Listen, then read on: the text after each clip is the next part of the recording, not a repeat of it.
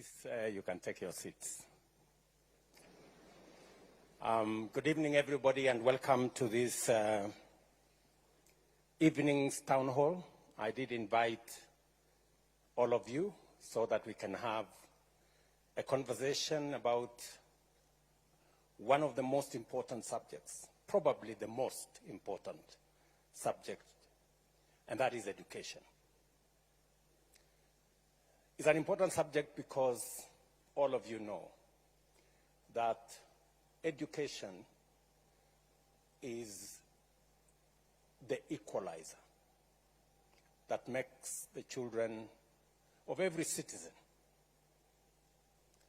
from all communities, from all walks of life, coming from all backgrounds, to be equal.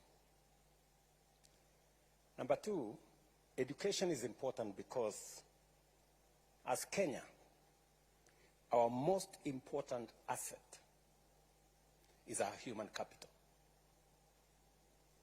World over, you ask any international company, local and foreign, they will tell you that the Kenyan human capital is comparable to none. And number three is that education, because of its importance, we spend close to 29% of our budget on education. So it is the most important subject. All of you remember during the last election, there was a very big debate on two subjects. Number one, about CBC and where it was going. I remember in many instances,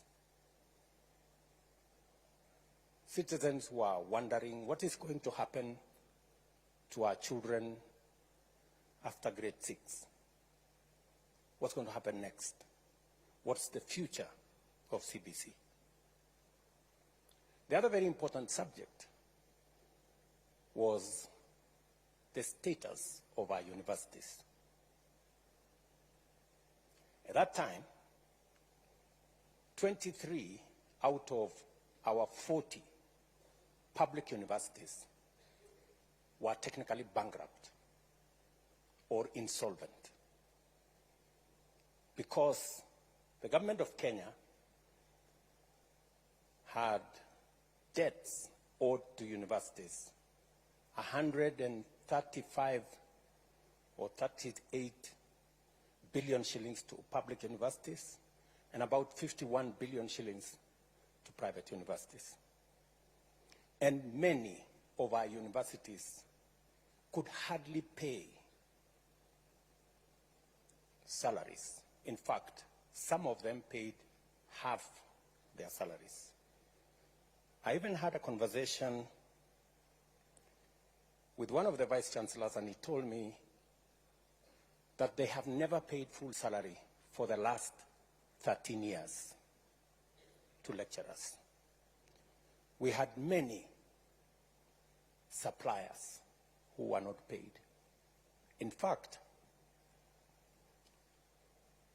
for those who are doing engineering courses in medicine that requires supplies for practicals and many other requirements, many of them could not afford. And what happened? It was beginning to affect the quality of our education. And you all know, because you are scholars, that there is a common saying that to destroy a nation, you don't have to use an atomic bomb or to use long-range missiles. All you need to do is to lower the quality of education, and if there is exam cheating. you will have destroyed a nation. So, when I came into office, among the first things that I did, because it was important that we save our education system, I appointed a 42-person task force made of education professionals, people who had run schools and universities and colleges, people who had experience. And they took almost 8 months. And I tasked them with sorting out the issues in our education sector. These great professionals, and I have every reason to believe they did a good job. They came up with recommendations on what to do with CBC, recommendations that we have implemented, and to a great extent, we now have an aligned, competence-based education system. They also recommended what I needed to do in terms of pupil-teacher ratio. And this is the reason why I have hired 56,000 new teachers in the last 2 years, the largest in the history of Kenya. And it is also the reason why we are implementing the student-centered funding model that is aimed at sorting out the challenges that are in our universities. We are 1 year in. Last year, we admitted students using this model. And what this model has done is that we have taken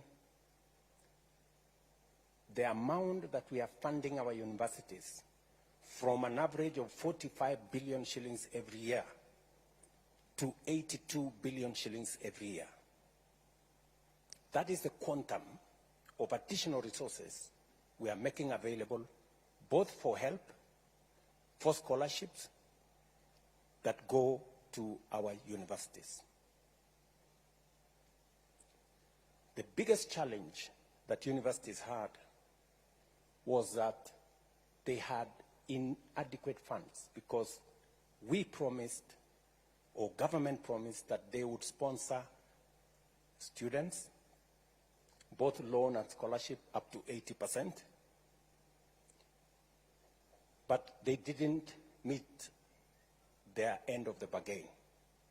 And we ended up with a big crisis. As I have told you, we ended up with debts of close to 180 billion shillings owed to our universities.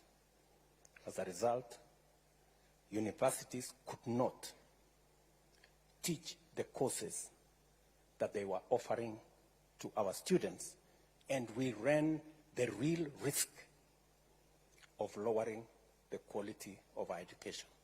And as I have told you, you know what kind of a risk that poses to our nation. The new student-centered funding model has 5 bands. The banding did not start with this model. Everybody should know that. We started the banding in 1996. There has always been banding. It didn't start with this model. I know there is a push that maybe this banding started with this model. It did not. It's always been there. All we did is, instead of having four bands, we made it 5. And we have reasons for that, and I'll explain. Number 2, the loan component, again, did not start with this model. I went to university in 1987 as a fresher. And I had a loan, just like you do. I paid my loan. My loan was $55,000. There was an interest of 2%. The statistics are there with the Higher Education Loans Board. I paid my loan facility with an interest, so I paid $69,000. In fact, I paid my loan when I got my first salaried job as a member of parliament. So the loan component is not a new thing. It's what has always been there. It's what makes the model sustainable. What we have done is, and I want to put this in context,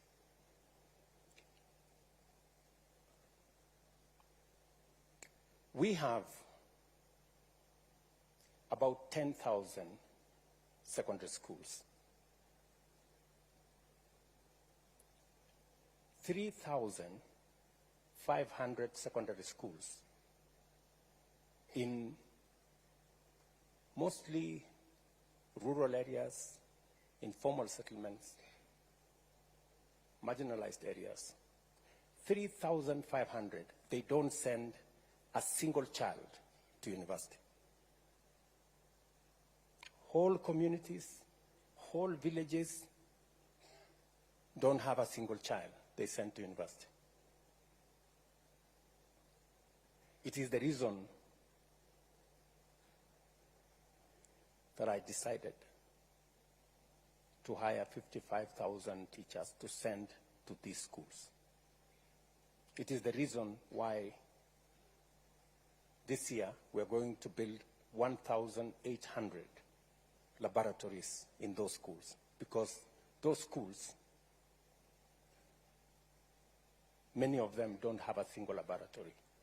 Many of the students who do exam in Form 4, they meet first time a laboratory setting during the examination.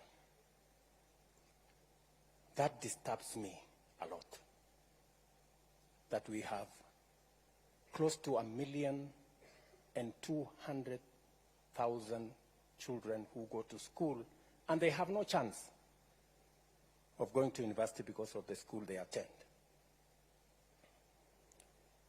Let's put that aside.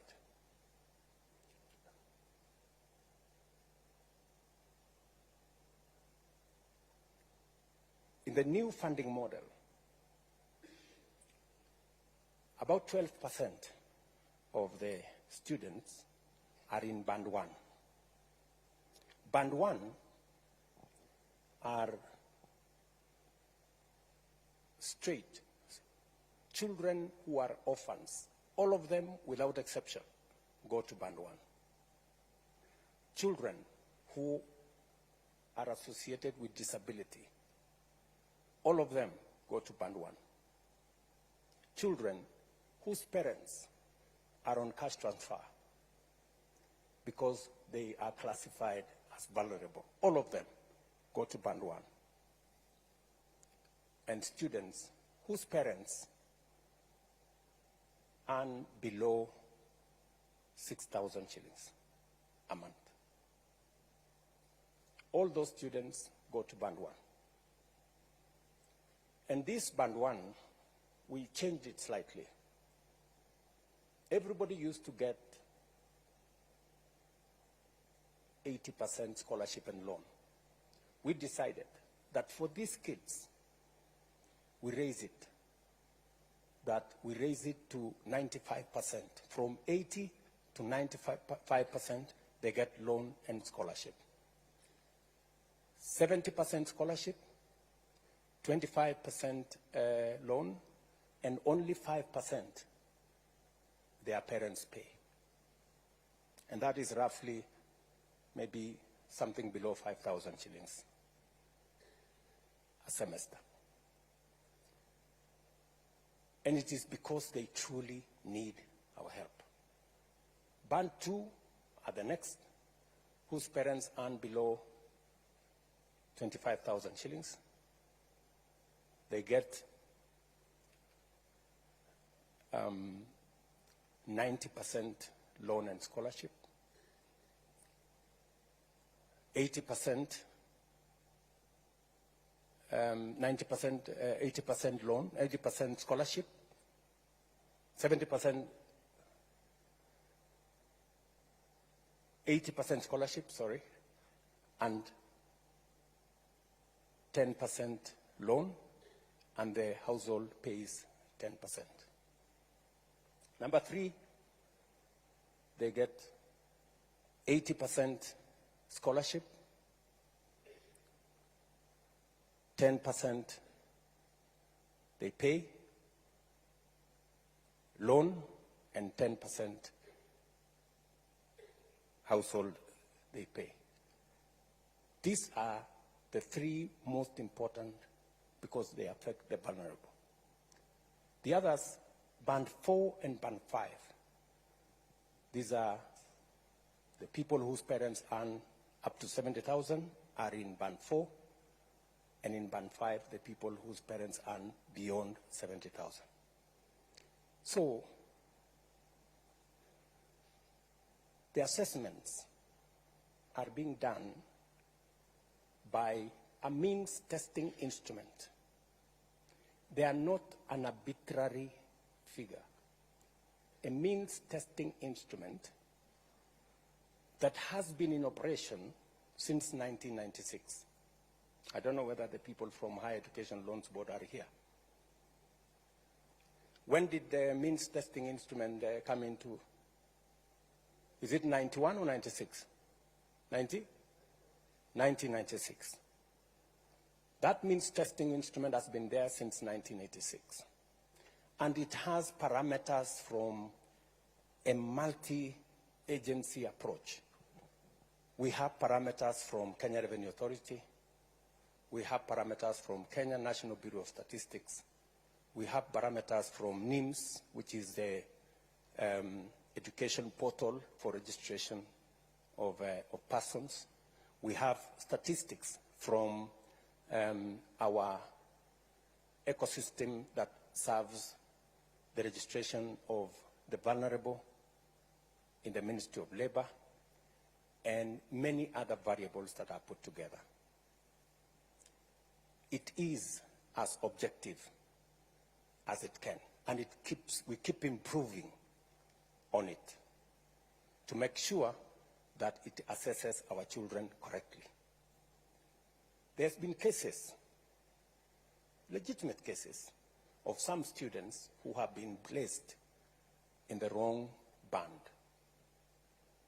And sometimes it's because of the information that has been supplied. And there is an opportunity for a parent or a student, if they are banded in a band that they don't think they belong, there is an appeals process. Last year, I think we got 9,000 or 10,000 appeals. This year, we've gotten how many appeals so far? How many appeals so far? 26,000 appeals have come in, and they are being processed. And they have undertaken that any appeal of the 100 and how many students applied? 134,000 students applied, 26,000 have appealed, and they are being processed. They've given me their word that the processing will take 3 weeks, and every parent or student will get their responses. Yes, sir. Especially if they have supplied information and corrected the information that's sometimes in the portal. Yes, sir. Some of the time, when students go to a cyber, and sometimes the cyber keys in information that's not correct, we end up with the wrong information, and sometimes we end up with students in the wrong band. But overall, it's a process that has been tested, it's a process that has worked, and we want to use it to take our education to the next level. Let me conclude so that I can take questions from you. Let me conclude by saying I have engaged stakeholders. I have had already 3 meetings with vice chancellors because I wanted to get feedback from them as to whether the model is working and whether the model is sustainable. In all the 3 meetings, the vice chancellors and the managers of our universities have confirmed to me that the model is working, and that together, in fact, one vice chancellor told me when he told the people in his ecosystem the model is working, he was told, yeah, it's working for the university because you can now afford to pay your suppliers and salaries, but it's not working for the student and the parent. But then I asked him, if it is working for the university belongs to the students and the parents. Or at least so I think. The other feedback that I have got from the vice chancellors is that we need to do more explaining. The students need to understand it, the parents need to understand it. And that's part of the reason why I decided to have this town hall so that we can have a conversation. I've also engaged students in different fora. They've told me their concerns. They've told me about this loan. They don't want this loan. They want it to be a scholarship. And I have told them the loan is part of what sustains this. If I didn't pay my loan, possibly you couldn't get a chance to learn. So everybody, it's a continuous process. You pay today, you learn today, you pay tomorrow so that somebody else can learn the next day, and they pay, and we all, it's a relay of sorts. They have raised issues about some of the students that are being put in the wrong bands, and I have explained to them that these are issues that we can correct. So, ladies and gentlemen, welcome to this town hall. I know I've taken a bit long. Welcome to this town hall. I'll field questions. Please be as candid, as open as possible, and there are no consequences for asking any question. So,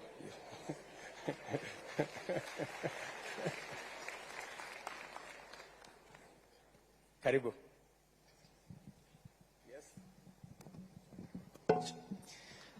Thank you very much, Your Excellency, and standing on the already established protocol. Your Excellency, my name is Evans Moshanga. I come from Chuka University. I'm a law student headed to 4th year. And Your Excellency, thank you for laying the background. And Your Excellency, we have seen the principles that you're coming from. But Your Excellency, in the 5,300 students that Chuka University has called so far, there is a concern of loans and interest. Your Excellency, loans and interest are at the core of this particular model and are at the core of the concern of these particular students. Your Excellency, I was just looking at the statistics, just to be factual in nature, and I was seeing that by 2023, we had around 120,000 defaulters. That's an estimate of 8.5 billion shillings due to these loans and interest.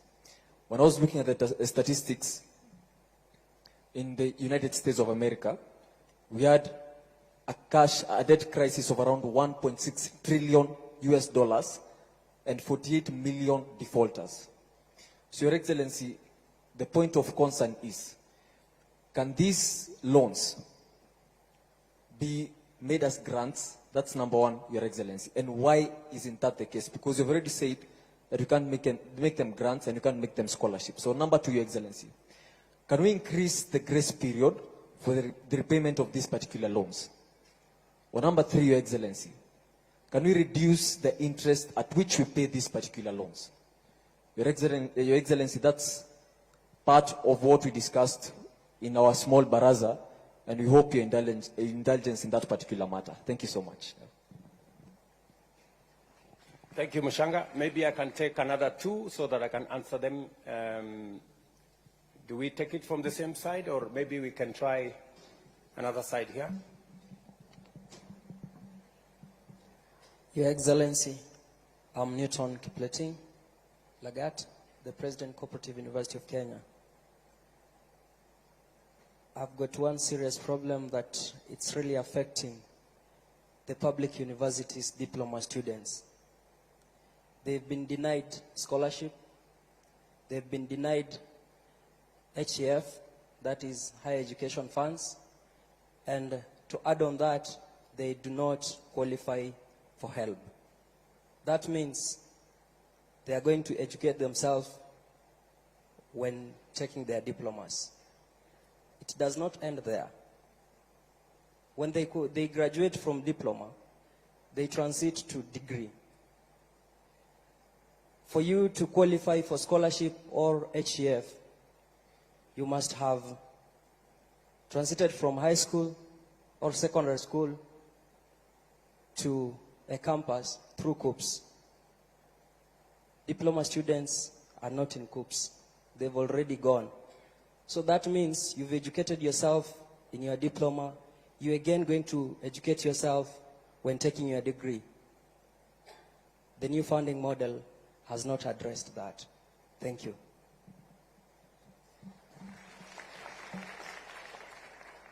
Thank you. Maybe we can take one from this side. A lady for a change, maybe. Thank you. Your Excellency, my name is Mogesi Maroa. I'm a concerned citizen, a youth leader from Kuria, Migori County, and the president of Mount Kenya University Parklands Law Campus. Your Excellency, you've said time and again that this new funding model is student-based. Well, my question is, why is it that students from private universities are only given loans as opposed to scholarships, just like it is in public universities, yet these students are all from taxpayers of this country? Thank you. Final one from here. Thank you so much, His Excellency. My name is Bonaya Rova from Kenyatta University, a 6th-year architect student, anticipating graduation in December.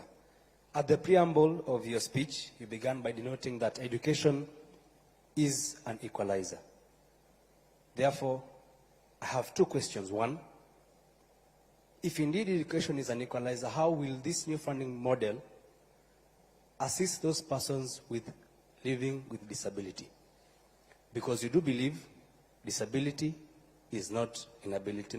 My second question goes to, I'm from Tana River County, so we are believed to be those that come from marginalized areas of this country.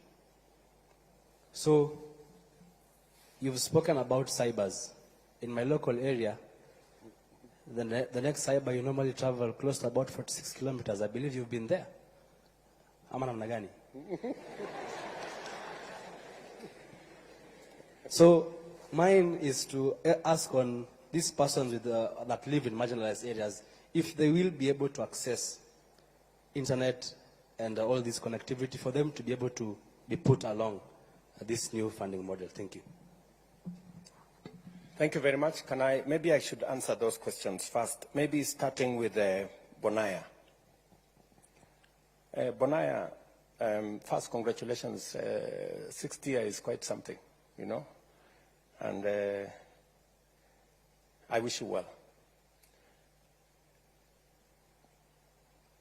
Students who live with disability, as I have said, in this model, we have actually said that those students living with disability, they automatically qualify for Band 1. They get 95% funding, both scholarship and loan. 80% loan, 15% scholarship. Help me, where is the PS?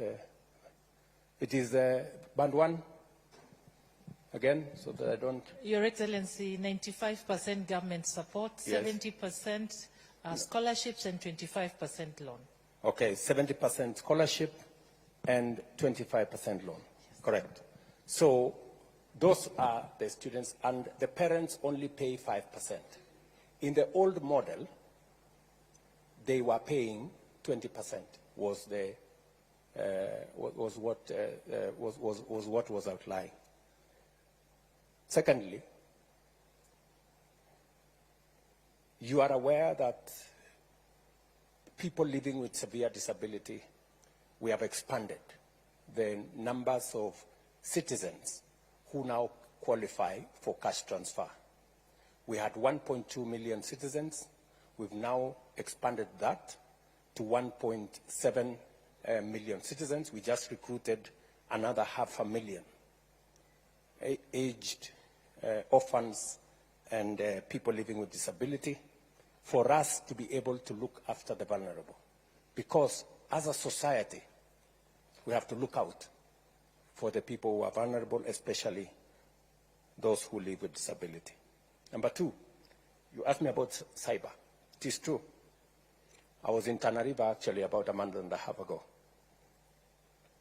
And I can confirm that the distances are far. But the good news is this.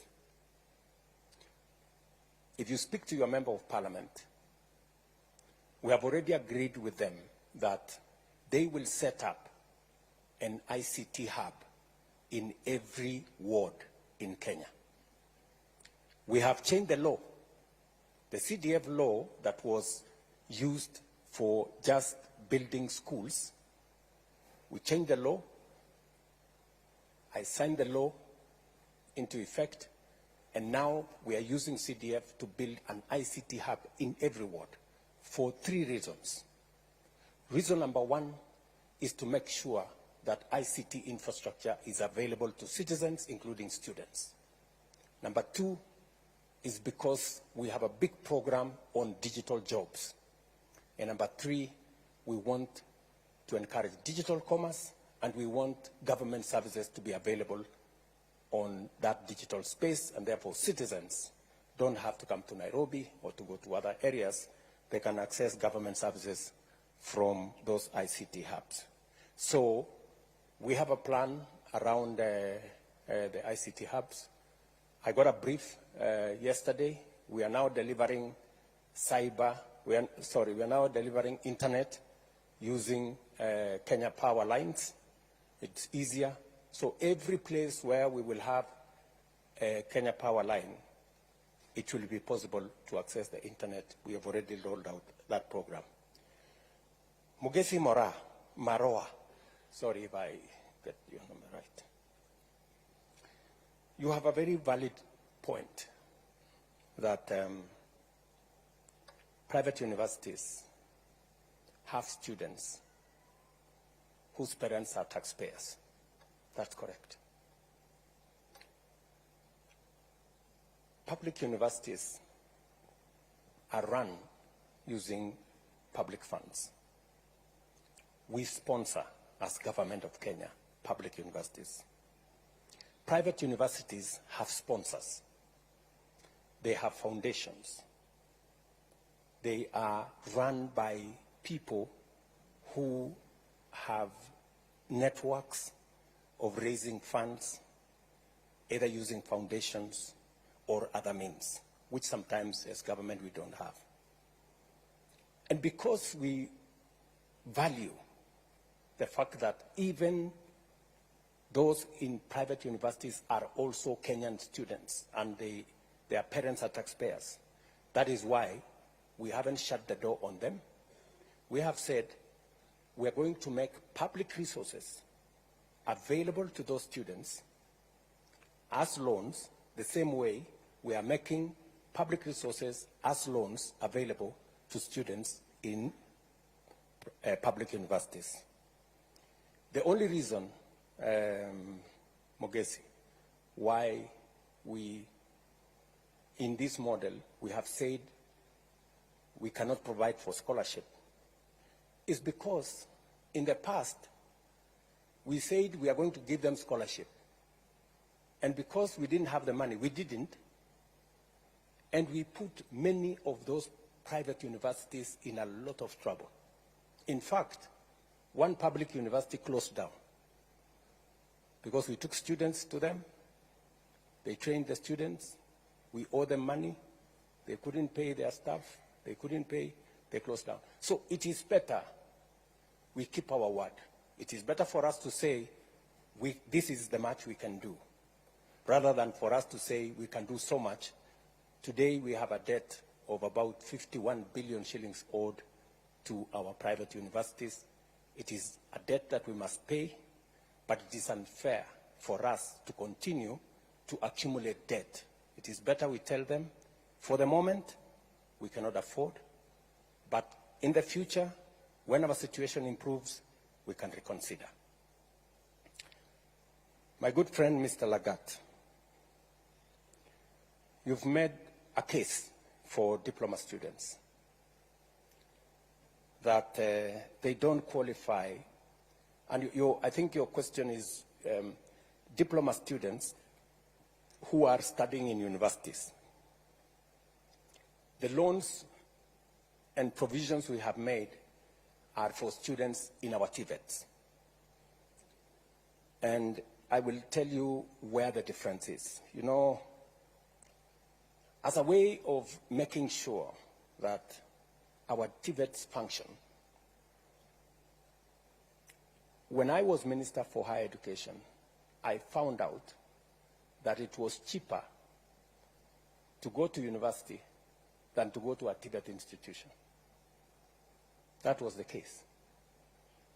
Because we didn't consider properly TVETs. And it is one challenge I had to deal with. Because for a very long time, as a country, we considered TVET as a place for students who are failures, for lack of a better word. And that was a very wrong classification. And that is why when I became Minister for Higher Education, I brought a very big conversation. In fact, it was a very controversial conversation. I remember one Vice Chancellor of Moi University, then Professor Ogot, saying that the minister is causing confusion because this TVET thing is not the thing to do.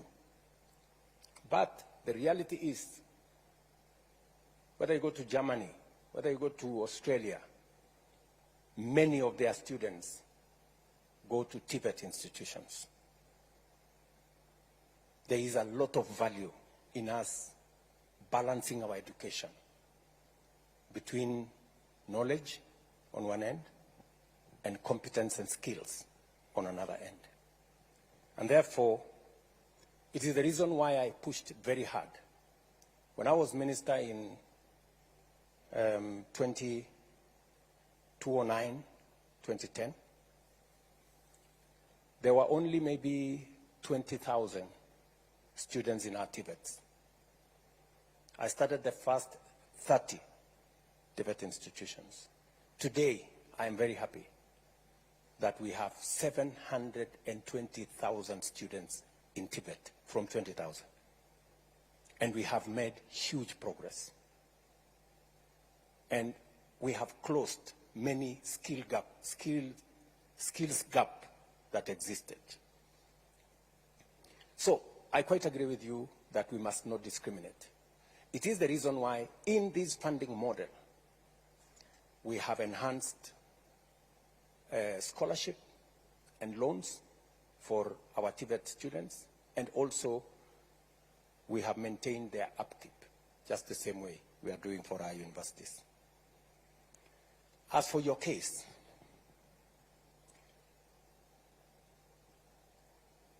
when universities are being considered, they are being considered to provide university degrees. We were trying to discourage universities from also doubling up and doing diploma courses, because there are many institutions now. We have close to 250 Tibet institutions that can offer diploma courses. But the saving grace is that if you are a diploma student and you join a university after your diploma, you join as a second year, I think, you qualify for Higher Education Loans Board from there. And those are the instructions that we have given to the Higher Education Loans Board. Can we have a confirmation from you, gentlemen, that that is the case? I want you to answer that, gentleman. That is the case, Your Excellency. They are funded like any other student. When they join university for degrees.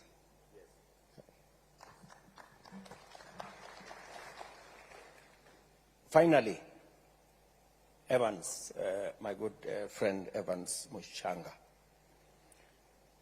Your issue is that the loans and the default.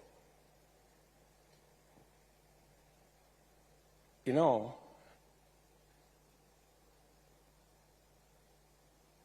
the loan issue is not, as I told you earlier, is not a new phenomenon.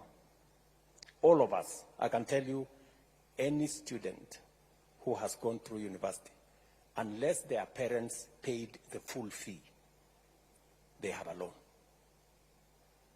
And I don't think there is any crime in having a loan. And I don't think there is any crime if you have a loan and you genuinely don't have the money to pay for it. I am agreeable that we must look into the subject of a grace period, especially to consider that no student should be asked to pay until they have a job. I am agreeable to that. Because you can't ask a person who is tamaking to pay. Because, I mean, you'd just be asking the impossible. I didn't pay myself until I got a job. Nobody followed me. Maybe these people are a lot more aggressive nowadays. So I think the position should be, until we are sure of an income, and we have many ways of finding out an income, whether they are doing a good business, we can collect a lot of information from KRA and all the other agencies, Kenya National Bureau of Statistics. And I will encourage those of us who took a loan from the university, if you can afford to pay, please, let us pay.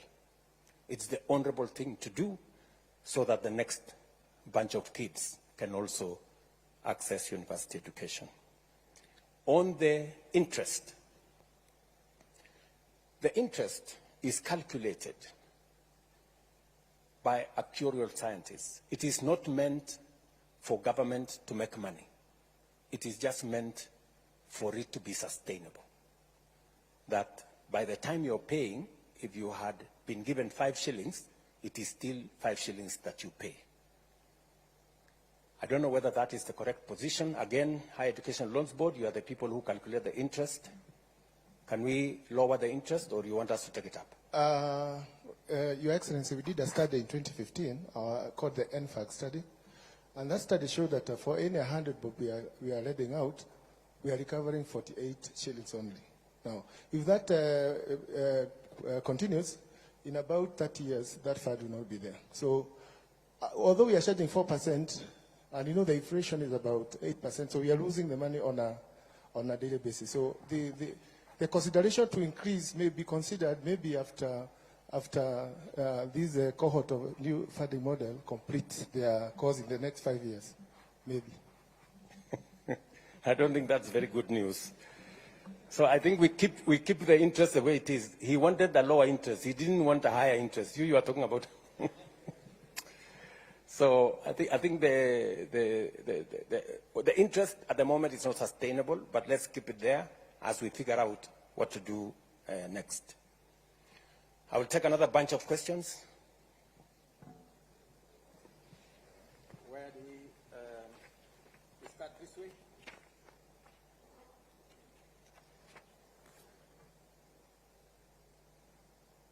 Commander-in-Chief, my name is Felix Ocheng. I'm the president of Daystar University.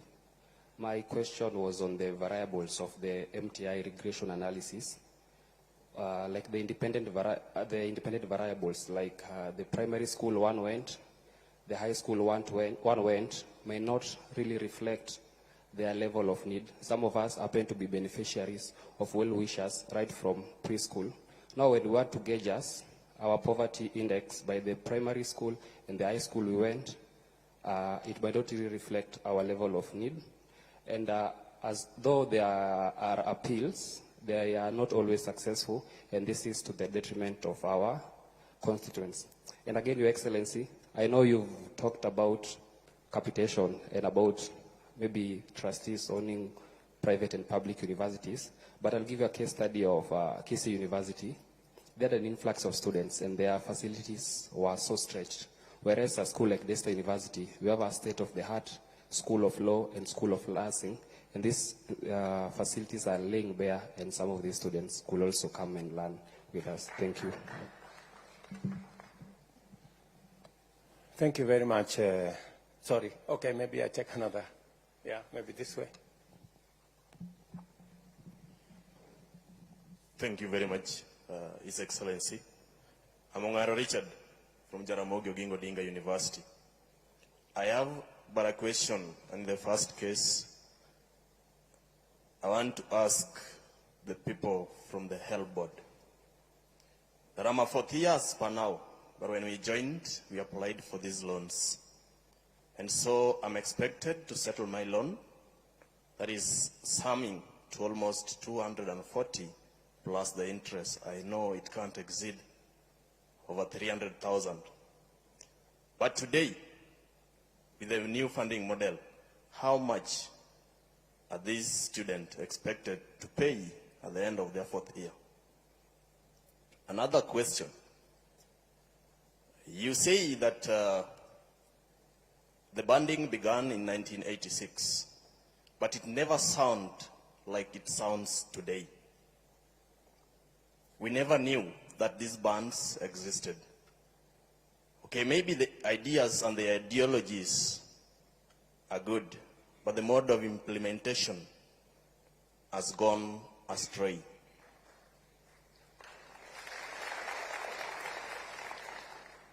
Why could you do this so that these students doesn't know or get to know where they're placed? Because as they join, they must ask, which band am I placed? So that they can know which fee they're going to pay. His Excellency, in the field of education, is a place that requires silence. It doesn't require spectators or fans to cheer as we sit in class to take our exams, or a referee to be biased on the other team. Under the capacity of your office, you are capable of facilitating and capacitating the reconstruction of this new funding model to be worth for us. Please do. Thank you.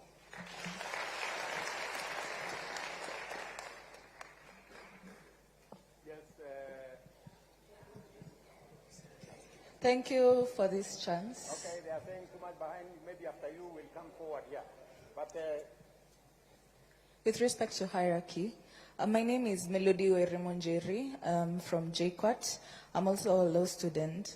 My question is on late disbursement of funds to students. As it stands in the previous, there are previous instances where late disbursement of loans to students was a common occurrence. And I happen to be, to sit in a chair, to chair in a bursary committee in my university. And it's really disheartening to see students unable to do the exams because school fees has not been fully catered for by the time the exams begin. what is the government or the help planning to do in that regard so that we can minimize these instances of late disbursements to universities? Thank you. Thank you, Melody. Finally, we'll do another round. Then we'll come back to you and we'll come to the people here. Yes? Who? Okay, somebody in front.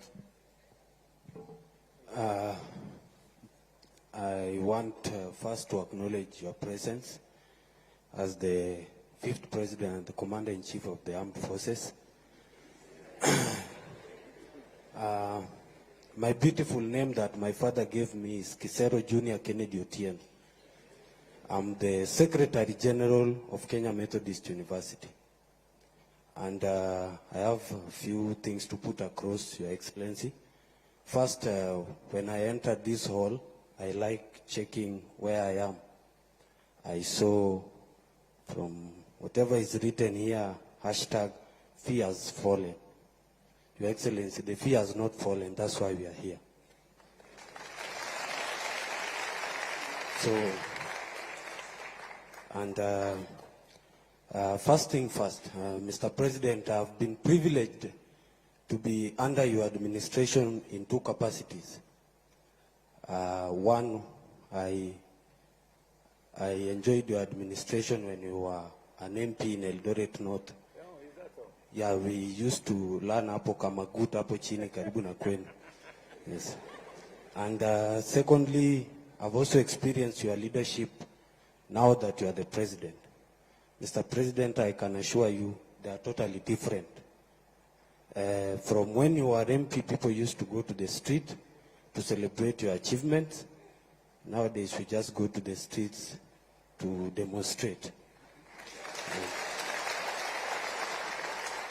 And Mr. President, don't get me wrong in the first place. The reason is why I know when you are the president, it comes with a lot of responsibility and people to advise. And I will start off by saying those who advised in this new funding model, I will not be wrong to say there is a problem. And that's why we are here. We have to go back to the drawing board. We have to start off afresh.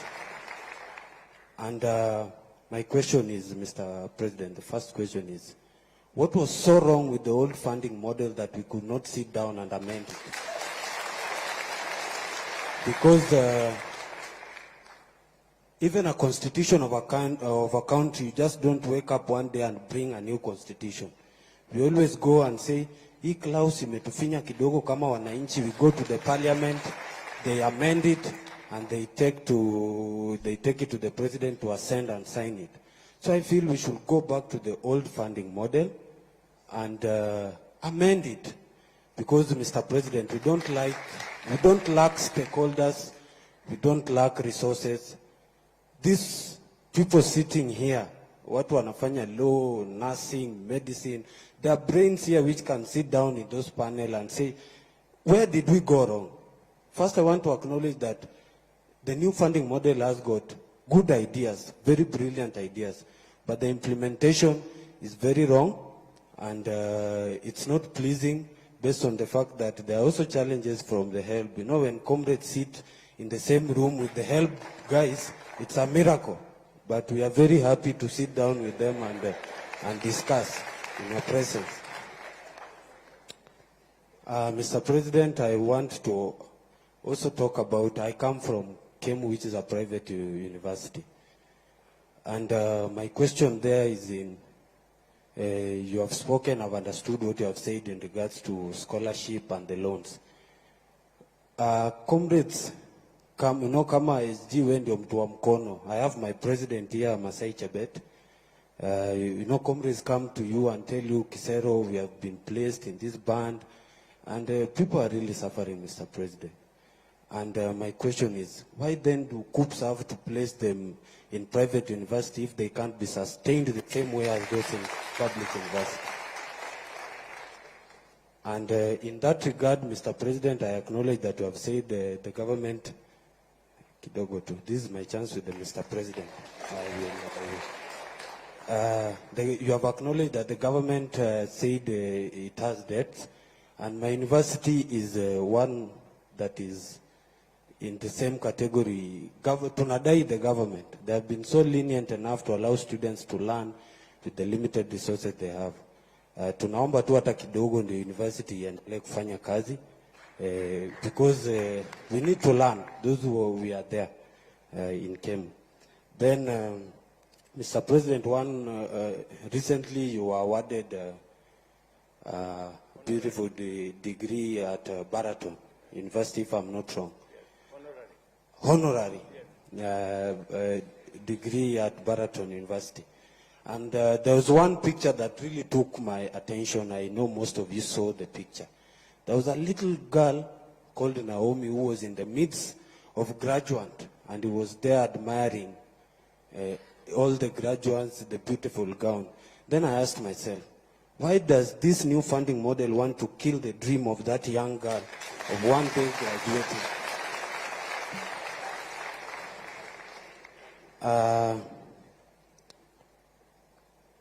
I want to say this, Mr. President. As the commander, I first started by saying I acknowledge your president as your presence as the 5th president and the commander-in-chief of our defense forces. And one of your roles in that regard is to act. Please act, Mr. President. We beg you. Please act. Then lastly, namalizia kabisa. Lastly, Mr. President,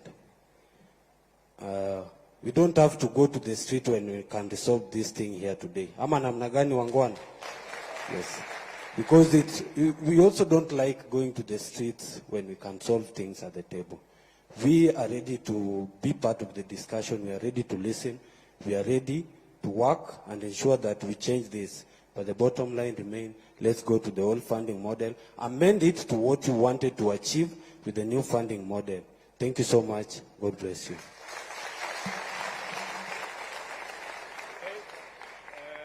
Which way? We are finished with here? Let's go here now. I think we are making one round. We started there, we came here, we came there. Okay, so where? Maybe in front here, or somewhere, yeah. Okay. Your name, please. Asante sana mtukufu rais. Jina langu ni Brian Waka kutoka chuo kikuu cha Rongo. Tunapokusanyika hapa siku ya leo kwa ajili ya kuzungumzia masomo katika vyuo vikuu. Mtukufu rais, hatuwezi soma pasipokuwa na usalama. Tungeomba utupe usalama sisi wanafunzi katika vyuo vikuu. Aghalabu katika kila chuo kikuu tuwe na police bases ambazo zitatusaidia, kwa sababu comrades wanapenda kuona mpira usiku na wangependa wapate usalama. Jambo la pili, bwana rais, jambo la pili nitazungumzia uongozi wa wanafunzi katika vyuo vikuu. We need a student body, an active student body that will fight for our priorities and our grievances in that commission, or rather that committee that you set for academic, or rather to do investigations on how we are going to better our learning programs and institutions. Therefore, Mr. President, tuko hapa viongozi kutoka vyuo vikuu mbalimbali hapa nchini Kenya. Na hivi karibuni tutazindua chama chetu, na tungependa bwana rais katika baraza lako uweze kutupa fursa ya kuweza kuwa na mwakilishi wetu ambaye ataweza kuleta mambo ambayo yanatusumbua kule kwenye ground. Mimi napenda sana naibu wako, huwa anatuambia kwamba yeye anasikiza ground akikuambia. Kwa hivyo we need also someone in that committee that will help us bring our ideas on the table. Thank you so much, Bwana Rais. Asante. Thank you very much. I think those are 4. Let me answer those ones again, and then we will come back to another round of questions. Felix Ochieng, I think right here. You said that correctly that some of the criteria used in this whole assessment of the funding model is what primary school you attended, what secondary school you attended, and that kind of classification. Let me tell you, Felix, that it's important because I will tell you that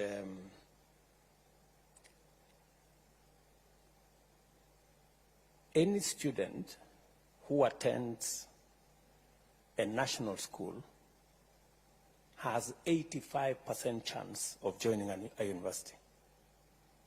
In other words, I'm telling you that 85% of all students who go to a national school go to university.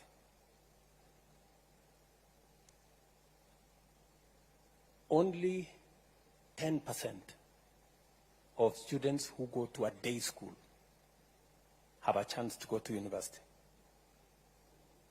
So when we find a child who has gone to a day school in some rural place, we give them a leg up, because it means they have to work extra hard to be able to attain the same grades. Because in many of those institutions, as I told you, Felix, they don't have laboratories. Many of them have very inadequate number of teachers.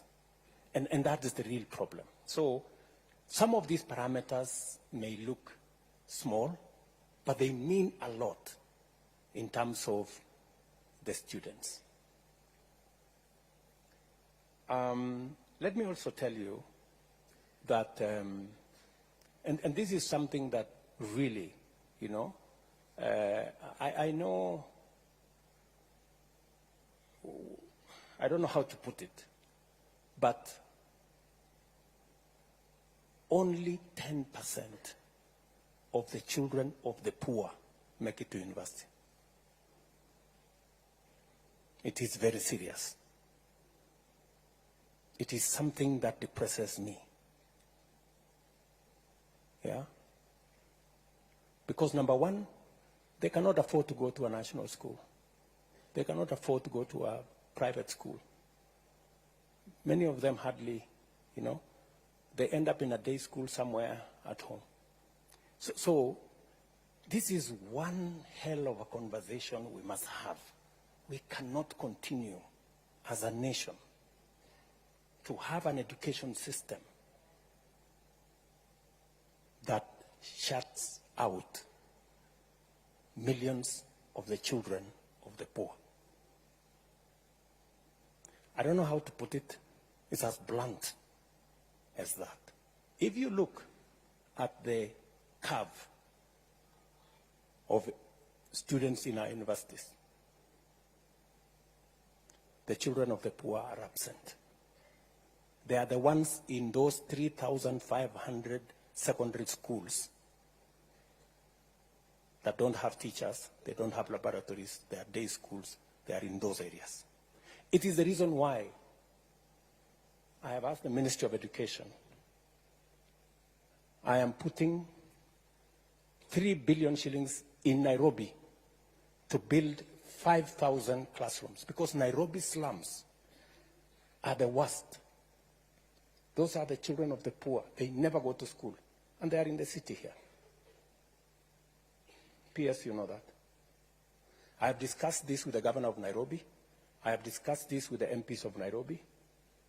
And so many other areas. We need a lot of affirmative action. So, Ochieng, to your point, it is because of that realization that some of the parameters we are using, you know, a child that has gone to a bridge school in Kibra or some school in Lokichogio, you know, it is something for us to consider when we are looking at how to place them. So we will continue to improve on the model. We are not saying the model is perfect, but I think to a great extent, it is towards 95% in the right direction, and we will keep improving on it. Mongaro Richard, you have told me that by the end of your 4th year, your loan will be something like 240,000, right? And you're asking me what will the new guys, what will be their loan after 4 years? It's going to depend on the course that they are pursuing. Let me tell you, Richard, you know, we have to be brutally honest with ourselves. The old model, the differentiated unit model, assumed that all courses were the same. And a course in medicine costs the same as another course in a different subject. The reality is that it is not. University chancellors are here. Vice chancellors are here. I don't know whether university vice chancellors are here. Who is willing to tell us that there is a difference? Yeah? Yeah, they are here. There is a difference. And this model recognizes, this new model recognizes that a course in medicine costs 600,000 to train. A course in education costs 180,000 to train. And therefore, for a student doing medicine, Government of Kenya gives more for the student doing medicine as a percentage, because it costs more to train that student. And if we don't give more to train that student, we will end up with a student with a graduate who is half-baked, because we didn't give them the resources to train the student correctly. That is the difference between this model and the other one. So there is every reason why we have to interrogate this model. Let me ask, any vice chancellor who is willing to tell us, you know, don't worry about kusalimiwa.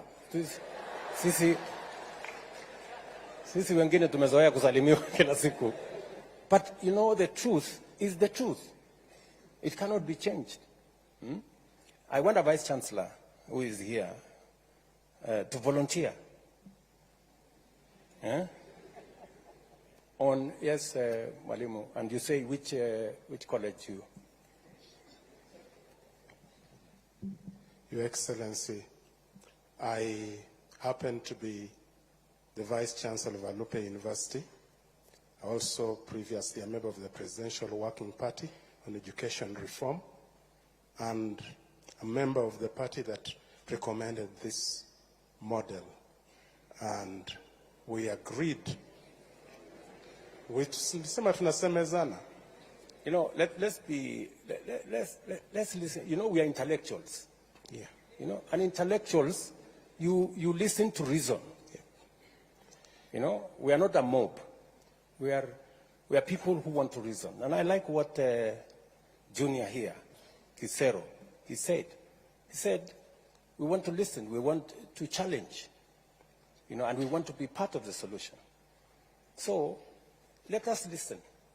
And you can challenge what the professor is saying the same way you are challenging what I'm saying. I mean, it's the right thing for intellectuals. Professor. Your Excellency, I'm going to pick on a course in my university, which we are beginning in September, and that is a Bachelor of Science in Nursing. A Bachelor of Science in Nursing. In preparation for that program, we've had to spend almost 3.8 million to prepare equipment for nursing, even before we start. It's not the same as preparing students for teacher education, where I need the 4 walls, I need a micro-teaching lab, which does not cost even a quarter of what it will cost me to prepare a nurse And indeed, the skills lab for nursing alone, even when Q was telling me I'm ready, they have still been given other things to buy. Are going to cost me 1.67 million. So preparing a nurse is very expensive. And so we cannot have the same cost for preparing a teacher, preparing a doctor, preparing a lawyer, like the differentiated unit cost was doing. Indeed, colleagues and our students who are here, some of our universities were paying us 60% of our salaries using the old model. But right now, if I am able to get the correct banding for my students, Your Excellency, I'll be able to support even capital development within my institution within the next 2 years. And that is the truth of the matter. I will not have to beg for money and ask for money and wait for capitation. But I do take on board your concerns about the correct banding so that there is a normal curve depending on how we deal with our students. So, Your Excellency, I will say all courses don't cost the same. And our students should appreciate that if we get this money and we don't do our best with that money, then we are responsible for what is going to happen. Thank you, sir. Thank you very much, Professor.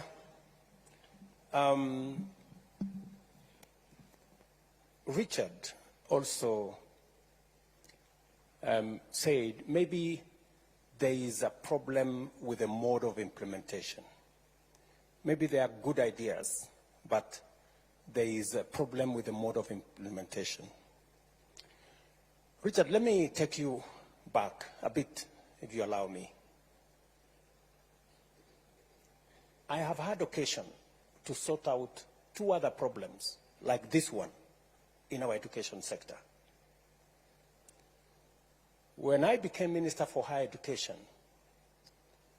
for 19 years, students had to wait for 2 years before you can join university. And nobody wanted to sort it out because it was difficult. Every minister dodged, danced around it because people don't want to solve problems. It is easy to color problems, or we have a big problem. Talk about the problem. Explain the problem. So, but it's difficult. It's okay for people to talk about the problems. I see many people. There is this problem. The students are being placed in the wrong band. This model is not good. But I have tremendous respect for the people who have ideas on how to solve the problem, on how to come up with solutions. Yeah? So, I sorted out the problem of university students having to wait for 2 years. It was difficult. I was called names. People said I was going to destroy the education system. But we were incurring huge losses. A student finishing Form 4 and waiting for 2 years, many of them, by the time they were going to university, many of them had dropped out. Others had gone to pursue other things. Some of the girls had gotten pregnant, and it was just chaos. So I took it upon myself and drove a program that eventually, in 1.5 years, we sorted out the problem. Number 2, we had a big issue, a big conversation, as I told you earlier, about education and the absence of technical education in our system. I took it upon myself, and I am very proud today that from 30,000 students in our TVET, we today have 700,000 students, and we don't have a skills gap that existed before. Again, it took a lot of courage. This too is one such challenge. I'm asking you guys, let us solve it together, the way Junior here said. And we can do it together. We can do it. So,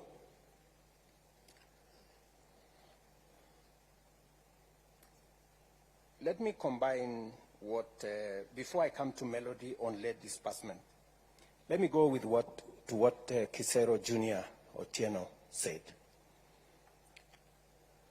He said, what was wrong with the old model? Yeah? Number one. Number two, why don't we amend the old model? Yeah? And number three, why don't we do it together?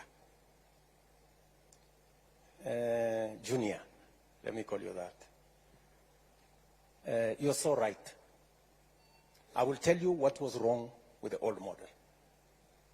And then I will tell you what we are doing with the new model and how we can do it together. I don't know even whether it is me to say what was wrong with the old model. The old model was almost destroying our education.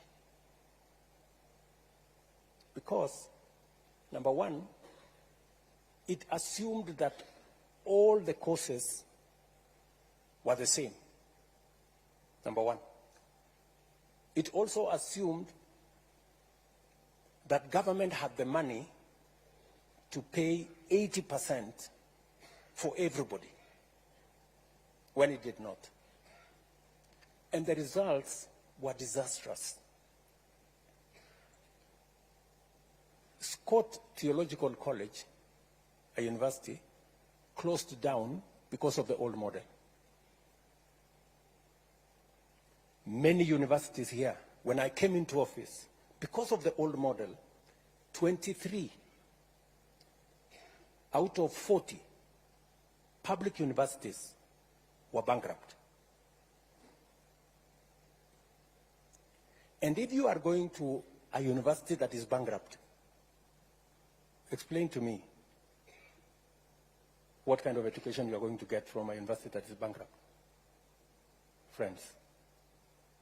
And are there university chancellors here, vice chancellors here who know how serious that is? What was the situation? Yeah? Are they here? Vice chancellors, say many.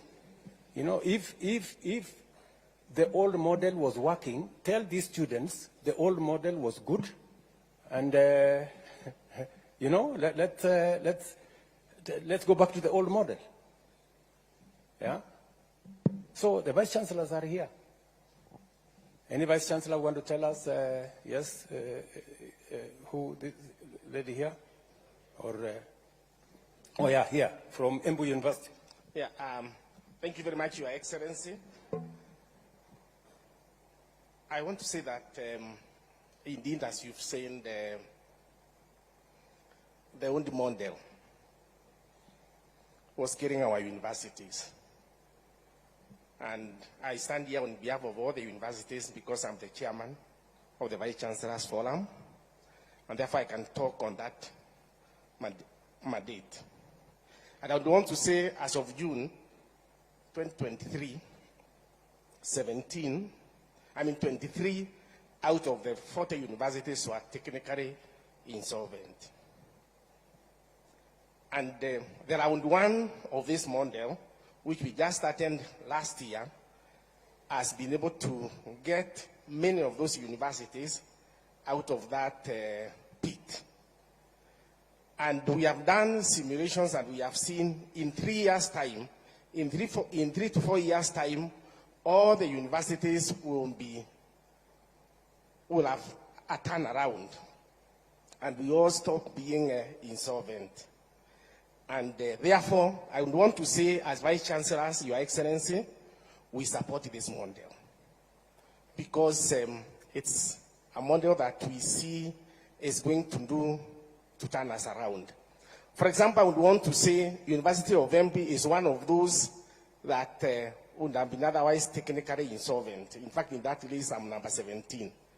But I can say, as of now, we are in the positive. And it's only one round. We owned our lecturers. Because of the old model, when we raised the CMBAs, we could not be able to pay the new salaries. And we owned our lecturers and our staff members arrears for 2 years. And because of this new model, last June, May and June, we were able to pay those arrears for 2 years. So right now, University of Embu is clean. We owe nobody nothing. So it's a model, Your Excellency, we want to support, because you could draw a line, and we would have told you when all the universities will be technically insolvent in this country. But we know now that there's a turnaround, and we are going to get out of there. Thank you, Your Excellency. Let me say this, my friend Junior. The model, the student-centered model, is actually an improvement. In your own words, you said, why don't we improve? Why don't we take the old model and make it better? This is exactly what we are doing. The household contribution was there. It is there in this model. The scholarship was there. It is there in this model. The loan was there. It is there in this model. The only difference we are making is that we are looking at how do we make children from vulnerable families, how do we assist them? How do we make sure that when we send students to a university, we also give the university resources to make sure they teach the course for which they have admitted the student? It is true. I mean, it is a fact that it doesn't cost the same to teach one course as against the other. And this funding model is sensitive to that. It is also sensitive to students who come from vulnerable families. I know I have been accused, correctly, that I sometimes think too much about poor people, and I push, the rich people to do things for the poor ones. But I mean, that is society. I don't know how to put it. But anyway, that's that. So, you have just told me, Junior, that among the universities that we owe a lot of money is KEMU, your university, right? Do you know why we owe KEMU a lot of money? It's because of the old model, which you are telling me, let us go back to the old model. How will KEMU get out of the hole? If we continue with the old model, it means KEMU continues to accumulate debt. Friend, let us deal with this as openly, as transparently as possible. The vice chancellors who are sitting here are not madmen and women. For them to agree for us to work with this model. They've seen what happens with the old model. They participated. We worked with them. We worked on simulations. We brought in experts to look at, because the one thing we cannot do is to compromise on the quality of our education. The old model is compromising on the quality of our education, because if lecturers are not paid, if material is not available to train our doctors, if workshops are not working to train our engineers, we will end up with the wrong engineers, we will end up with the wrong doctors, we will end up with the wrong teachers, and we will destroy our country. It will be very reckless of us. It will be very irresponsible of us me as president, these vice chancellors as managers of our universities, you as students, for us to accept, to walk a path that leads to the destruction of our country and our education for that matter. Melody has said, Njeri has said, late disbursement. I agree with you. That is part of what brought us to this very unfortunate situation. The reason why we put together this new funding model is so that we are clear on what our requirements are. And I have made a deliberate decision that I'm going to invest more money in education. Because if we don't get education right, we will get nothing right. Because everything will go wrong. And I don't want to throw money at a problem. I want us to invest money in a plan that is well thought out, because I would have just decided to put money. But you put money in a model that's not working, you don't solve nothing. It is the reason why I invested a lot of time, I brought in a lot of professionals, and I'm willing, just the same way, Junior, you said, bring forward ideas. Let us look at this model again. If there is any improvements we can make, if the student body can come up with improvements, let us subject it to scientific evidence, and let us see how we can improve it. The improvement is what we are doing. We are improving on the model that was to make it better.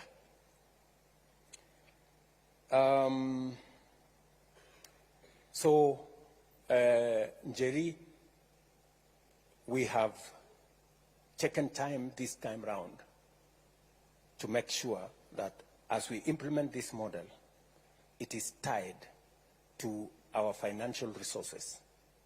We have clearly identified how much money we need. You know, we based the old model on assumptions, which assumptions were wrong and almost collapsed our education system. This time round, we are using empirical figures. That's why we are feeding them into our budget, so that we give the universities the money that is enough to teach every student for the course that they have been admitted. It is not necessary for us to tell a university, teach for us this doctor, and we have given them money enough to teach a teacher. It is not right, because they will not do it. And if they do it, we will end up with a half-baked graduate. Brian Waka, usalama. Umesema ya kwamba pale university mnataka usalama. Na nakubaliana na wewe 100%. Sasa sijui makarao nikituma hawa pale, si mtawashughulikia kweli? I agree with you that sometimes the security situation in some of our universities is wanting, and it is a conversation I can have with the vice chancellors. If the vice chancellors can give us details of where they need support to make sure that our universities are safe, we are prepared to have that conversation. And if the student body can work with the vice chancellors and work with us so that we can identify areas that we can improve security in our colleges, that would be a good thing. I agree with you that an active student body that is representative of the student views and interest is necessary and is important. And I support the democratization of university leadership so that they can better represent the student body. You have also asked me whether I can establish a mechanism where I can directly listen to some of your views. I am happy to do that. If you can tell me what mechanism you want to use to engage with me. I think I have tried to engage with some of the university student leadership. Just make sure that when you come with that leadership that will engage with me, wasiende kusalimiwa kwa sababu sasa wanaenda kuteswa, so we can have that conversation. I think those are the issues so far. I can take another round of, I think the lady here is, or there is a gentleman there, maybe, or the lady. Okay, the lady here. Thank you, His Excellency. My name is Marceline Mugesi from Muranga University. And mine is a suggestion and not a question. We have funds allocated to the constituencies to provide bursaries in the constituency level. Why can't these funds be given to help to increase the scholarship part and reduce the loans given to the students? Thank you. Thank you very much. There is a gentleman there. Maybe we can. A minute. Okay. Viva comrades, viva. Viva comrades, viva. I am Gishangi Gitonga, the JCOT Secretary General. And Mr. President, for the entire time I was sitting on this seat, it was becoming hotter and hotter for the simple reason that by every minute I'm receiving phone calls, because before I came here, I engaged my people from JCOT and they told me if I did not tell you the truth, they would impeach me. So allow me to be as candid with you as possible. Mr. President, my first question, and one of the biggest questions my people have been asking me, is why the rush?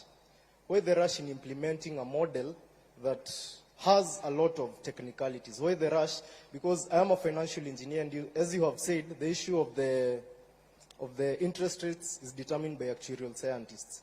But the model in itself has a lot of issues up to this moment. So even if we had all these issues coupled together, you've given a lot of sad stories of people not making it to campus, of campuses such as the Scott Bible Institute being closed. But Mr. President, we have a lot of people being affected right now. While we were at Naivasha, Mr. President, once we left, we felt like rubber stamps. Naongea ukweli, comrades. For the simple reason that after that, a report was given in Naivasha. We had a summit in Naivasha around June. And the report that came out is that we had agreed to the model. And our comrades were really angry with us, Mr. President. So we felt at that point like we were being set up. Like what we are telling the people is just for formalities. And we have spoken in a lot of forums, Mr. President, but I believe you have already noticed that people are not clapping much to even the best of points, because there's a general there's a general exhaustion among the people, because we are usually given a lot of promises. We will come to forums such as this, but we know that very little of it will be implemented. And Mr. President, we also know that corruption is the biggest public expenditure. And before you came into office, there were people you came into office with who had corruption scandals. But once they got into office, they became suddenly people of integrity. And Mr. President, in as much as we are discussing education, we know that the help decries of you've even told us, and it's also something I take issue with. While we were with you at State House, you told us that the debt was around 70 billion, or there was a time you told us 70 billion. A time came you told us private universities have 51 billion. And today you said 180 billion. And as a financial engineer, I'm finding it a little bit hard to reconcile all these figures, Mr. President. So you could also state it a bit more clearly over that. But the HELB and the PS of Education has told us severally that the public institutions had debts and all such kinds of stuff. But we have seen exposés on Twitter, exposés by the Auditor General, telling us that a chair somewhere costs 3.3 million, Mr. President. I will not rush to criticize anything of the sort, but you know that corruption is a big expenditure in this country. What is your administration doing to ensure that corruption ends in public institutions? Mr. President, you are using 9 beaters to classify people. Once again, I'm a financial engineer, and I take keen interest in numbers. You use 9 factors to classify people. Now, explain this to me. We have a parent earning 25,000 shillings, and the firstborn has made it to JKUAT to do financial engineering. But this family has 7 people. It has 6 siblings under the person who has made it to financial engineering. So, under what category does this person fall? Let's even say it's 50,000. This person lives in the CBD at a place where the life is very expensive.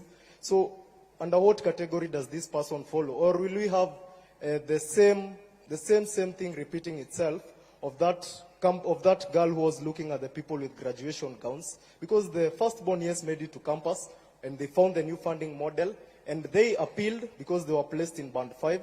But unfortunately, as you've heard, we have, let me confirm the numbers, we have 26,000 appeals. And also as a financial engineer, I know that not all appeals usually go through as they ought to because of the system glitches. Mr. President, kindly explain to me where this person should land, because among the 9 beaters, the issue of the siblings and probably the dependents around that family, because some of these families adopt people not because they have too much, but because they have compassion on the people in the society who the government is unable or unwilling to help. Mr. President, we also have the issue of a defunct KUSO. And Mr. President, I love what the gentleman who has spoken in Swahili, I must first commend him because of the perfect grammar, of the issue of I do not know if you know anyone who represents other campus students. Because, comrades, do you know anyone who represents you? Do you have anyone? So, Mr. President, I would like to urge you to probably constitute something that will even be recognized by the government, because as students we have been crying, as student leaders we have been crying for a very long time of people who are there to just by themselves cast, Mr. President, people who are there not to represent our will, but they are own, people who are there for their own stomachs. And these are the people who you are striking against. Mr. President, people in this room are angry because of 2 people. One, it is you. I've told you I'll be impeached if I do not tell you the truth. My constituents told me that they feel, and I will put this as respectfully as possible, that you advise your advisors. Because of the issues, for example, let's say the issue of the new funding model. Mr. President, the only person who has explained the new funding model in the best way is you. So my constituents were asking me, as in, shouldn't the people in charge of that ministry be able to put it better than the president himself? The other person that the comrades are very angry with is in this room, seated somewhere in front, Mr. President, somebody who has been claiming to represent our interests. But, comrades, does that person represent your interests? Does that person represent your interests? So, Mr. President, if anyone comes to you claiming, Mr. President,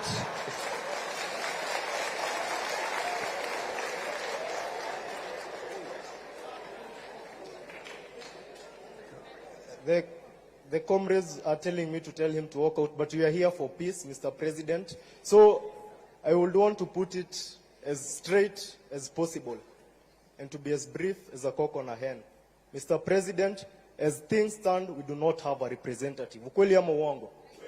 We do not have a representative unless you enable us have some permanent office to ensure that student leaders are represented, and you ensure that, unlike the many government offices we have today, the government will not interfere with the affairs of the students. Mr. President, the lady there has raised an important issue. First, the questions that are here, most of them have been raised by the people around me because they've realized that you might not have a lot of time to speak. Somebody named Karongo Adangwa, the senator of Kiambu County, and by the way, God willing, I will replace him, raised the point all these monies being brought to one pool. The MC has a bursary, the woman rep has a bursary. Probably if it was not for a very little chance, the chief might be having a bursary. Mr. President, the entire structure that represents us, and by the way, we also feel overrepresented as Kenyans, and that is one of the reasons we are demonstrating, Mr. President. We have 22 CSS, we have CASs, we have permanent secretaries, and all these people have budgets and they have salaries, but I'll put that aside, Mr. President. So these people have bursaries. And then to get a bursary, you must know somebody in the country that we live in. You've said that you feel for the poor. You've said that you are blamed for feeling for the poor, and somebody opined that we are all politicians and we all got elected through public relations. So, Mr. President, if you really feel for the poor, kindly address that issue. We have been with you in several forums, and you've said that you are not afraid to bite the bullet, to take the bull by its horns. Mr. President, the MPs will disturb you. Just a minute. I've been sent by a lot of people. You have cut my time a lot of time. So, Mr. President, these MPs will bring a lot of issues. Somebody said that once you remove the CDF, people will not be vying for these positions because they go there for their stomachs. Ukweli ama uongo?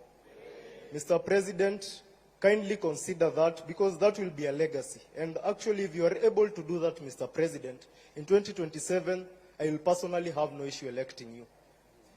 So, Mr. President, address that issue. And finally, Mr. President, I feel like there are a lot of discrepancies in what in the numbers that we are being given. For example, you've said that the professor from Alupe, who proposed the new funding model, has spoken about the person doing teaching, the other one doing law, the other one doing medicine, paying the same fee. But we are student leaders here and we are students. Is that the truth? No. Under the differentiated unit costing, does a teacher pay the same amount as a doctor? So, Mr. President, we kindly ask that such small things be reconciled, because these are the things that make people strike. Probably in Naivasha, the HELB did a lot of good work, but as I said in the newspaper yesterday, the Daily Nation, you could go through it. I said that you might be doing a lot of good work, but your communication team is very bad. So, Mr. President, for the little good work that you do, ensure that you know. And last but not least, there are students who defer, and also help me on this issue. We have students who deferred in 2022, but they have come back right now. I feel that it will be very unfair for these students to be classified under the new funding model, Mr. President. And they are a lot. And they have sent me with their cries, Mr. President. So I stand here as a representative of my people. Kindly address those concerns. Thank you. Thank you. We have taken already two from this side. Let's take, I think the final two from there, and then from here.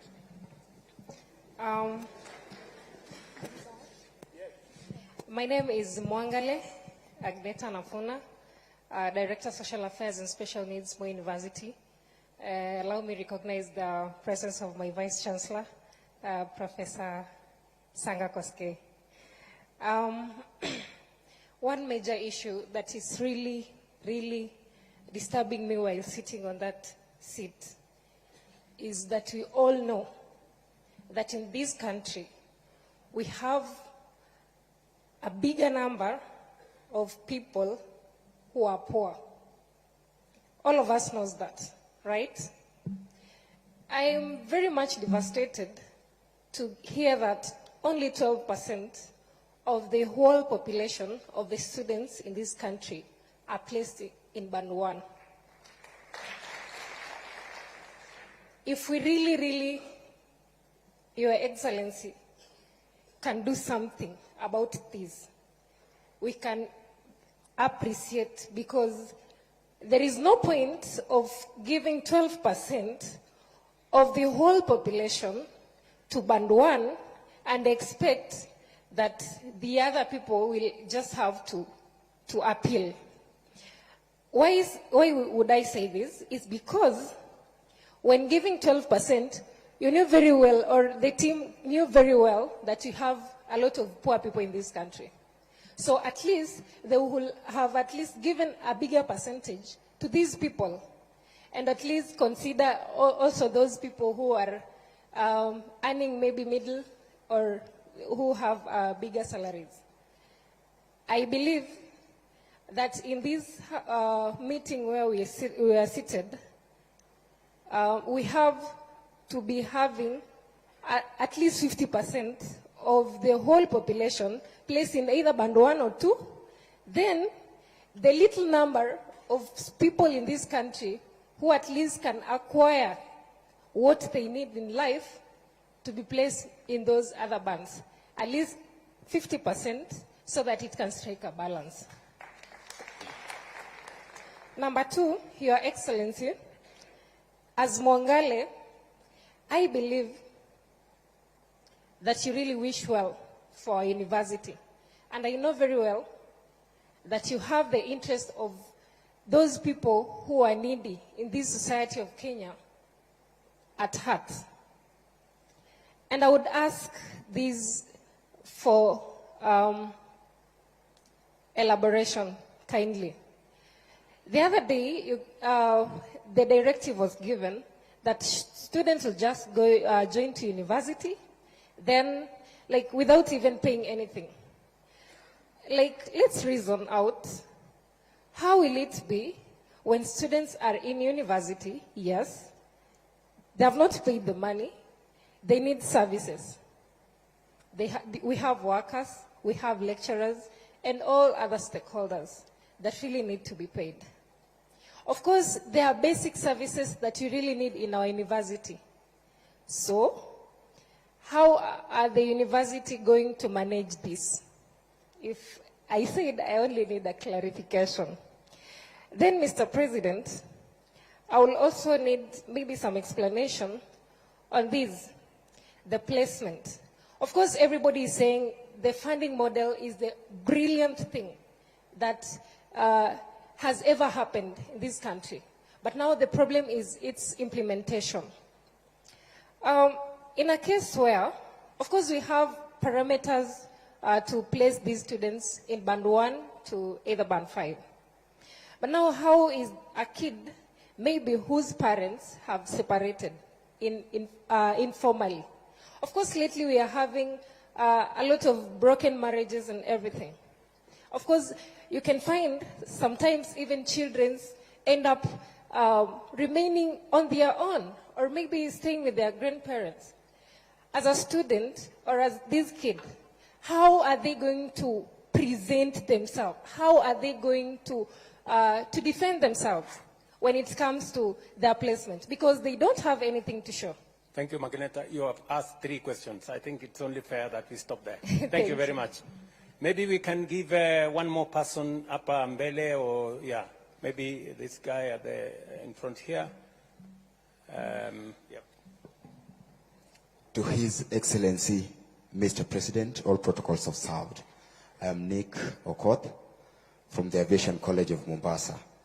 My concern towards the new funding model is drawn to the situation whereby you have got twins. They are joining the campus at the same time. But then during the placement, you realize one is placed in band 1, and the other finds herself in band 5.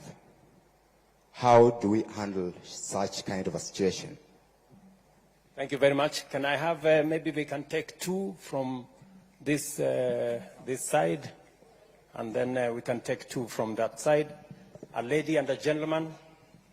We have a gentleman right behind there. Yeah, thank you, Your Excellency, for creating this opportunity.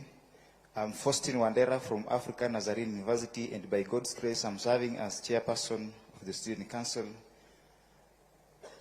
Your Excellency, African Nazarene University is a private university.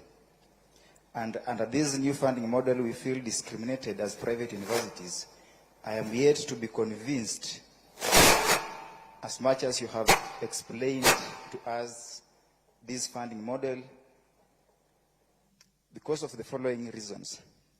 Maybe you can help me to understand if you answer these 2 questions. If the government decides to offer scholarship to the students to go to private university, Is it that the scholarships are being offered to the universities or to the students who are Kenyans and they have a choice to go to the private universities? Number two, Your Excellency, if I believe the funding model is running, if this model is going forward,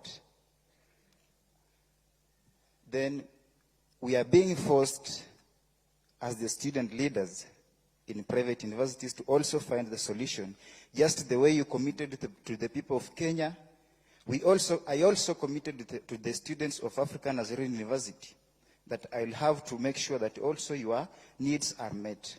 Your Excellency, if this model goes on, I have a solution. We have a solution which is an initiative. It is called ASOSI, that is African Nazarene Student Organization Scholarship Initiative. Now, as the Student Governing Council, we will be forced to offer the scholarship to the students in the institution. Therefore, I have to ask that under this initiative, kindly, Your Excellency, can I get from you in your capacity 20 million to give scholarships to the students? If yes, Excellency, I can give you a bank account for African Nazarene University right now. You can just send the money there. We will allocate with the team and we will give the report to you. Thank you.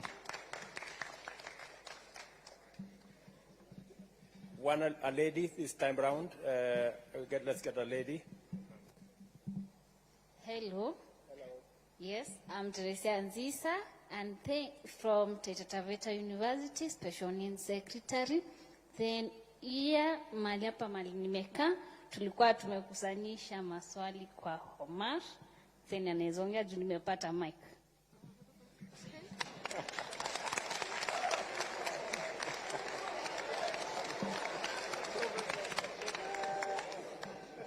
Comrades, wisdom.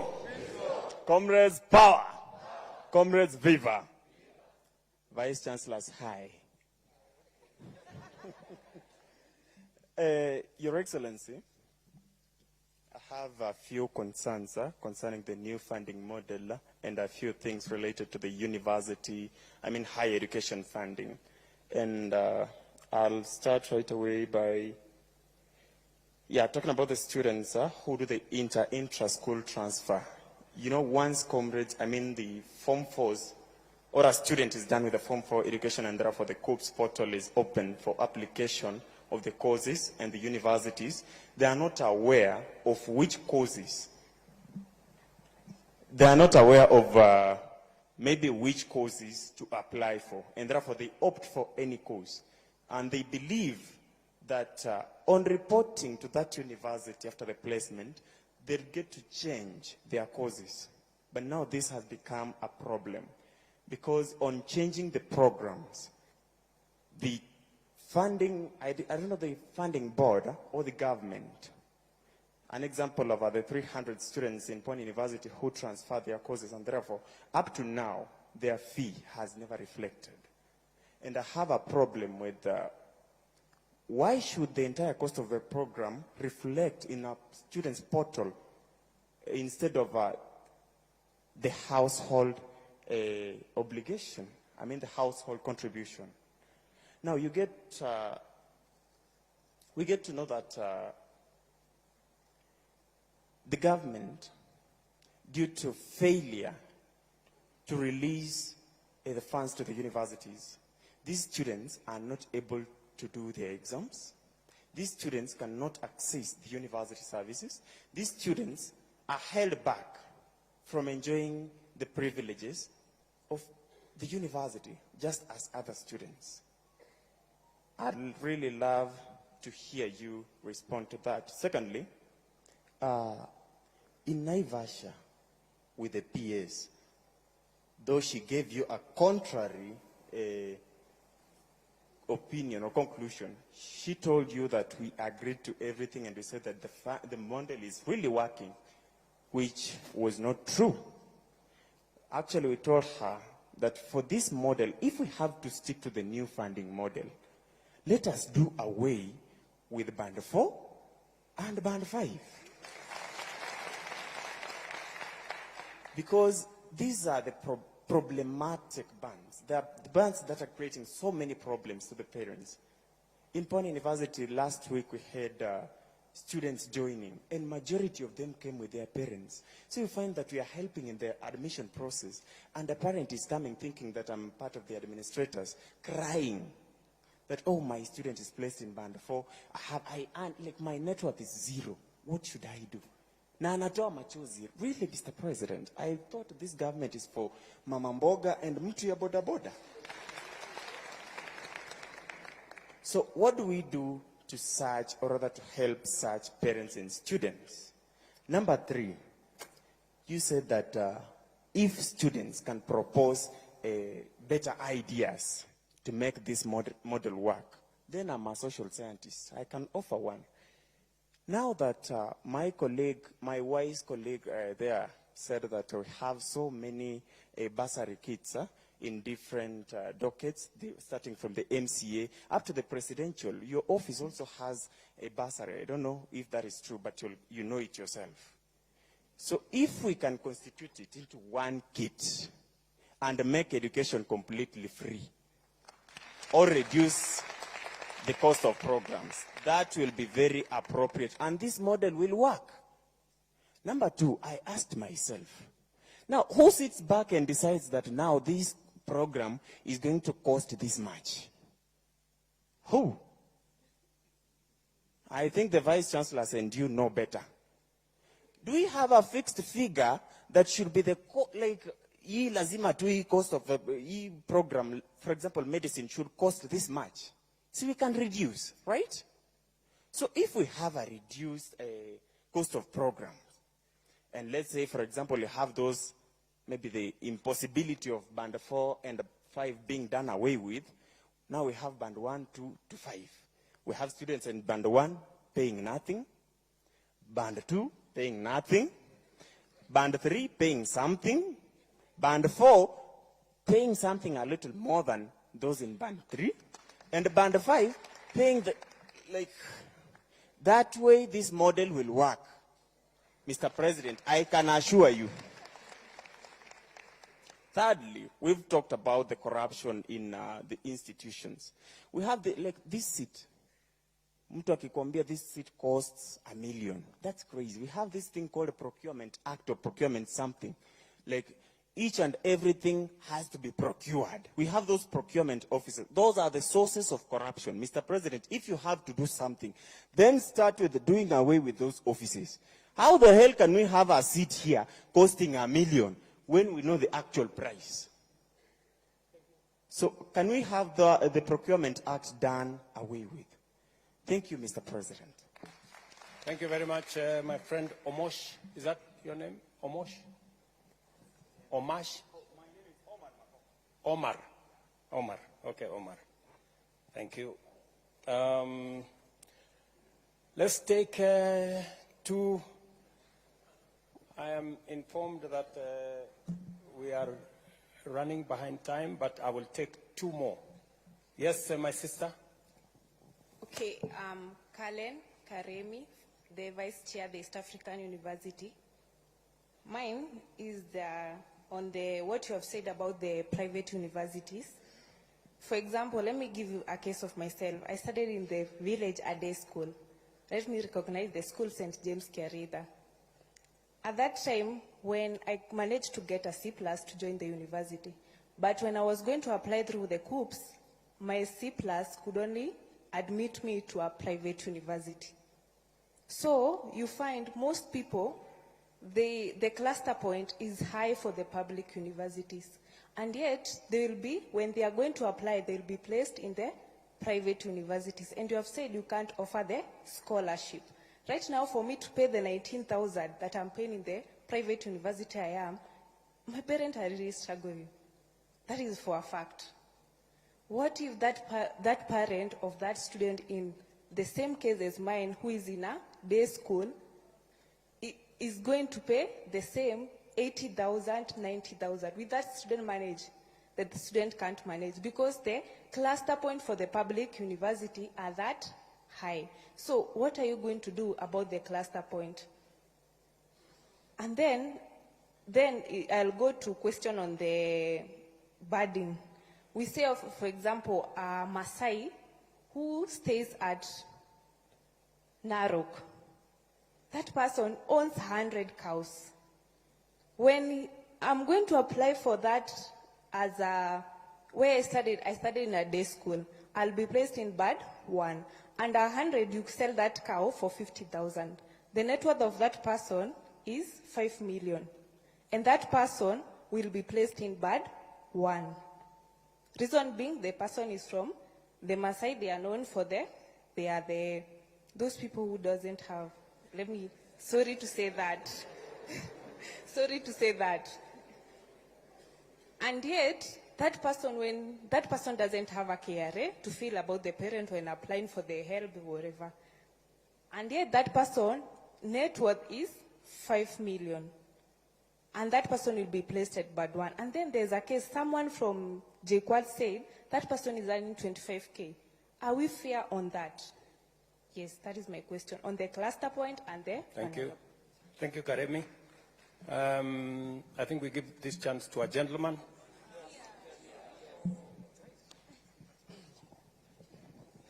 Thank you so much. I'm Vincent Tarus, the president Moi University, and I'm also a finalist doing medicine and surgery. Okay, thank you so much. Number one, Mr. President, I'm really not happy at how we were discussing figures of expensive courses. Yes, it's true that the government is paying a lot for students doing the expensive courses. But we also have to look at it from the student side. And these are the figures. I'm going to use figures for a student doing dentistry. And of course, with these figures, you could estimate those who are doing medicine, engineering, and all those expensive courses. A student in band 1, the one who is very vulnerable, is going to pay 39,000 shillings. Remember that at the moment, we are paying less than that. We are paying 32,000, 33 up to 40, and now a student in band 1 is going to pay 39,000. The conception of the new funding model is on the basis of assisting the poor. Number 2, a student in band 2 is going to pay 78,000 shillings. A student in band 3 is going to pay 156,000. A student in band 4 is going to pay 234,000. And a student in band 5, 312,000. Now, already we can see and have the impression that expensive courses, or rather, the courses that are expensive to offer will only be for the rich. Because we can all agree that a student in band 2, band 1, band 3, and band 4, they are all poor. Now, who are going to afford these courses? Mr. President, when we had a meeting at State House, you said that you're going to put a ceiling over which the vulnerable are going to pay. Yes, that is only going to sort those who are in band 1. I'm assuming it will be way less than 39,000.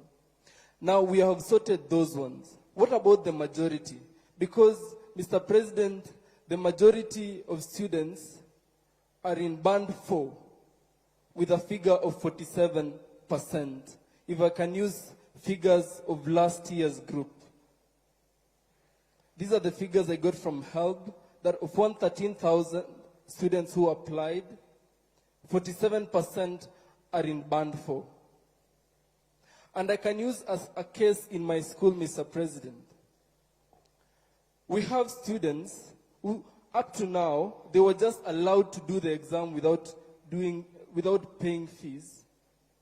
But really, the truth is they won't be able to pay these fees come end of year examinations.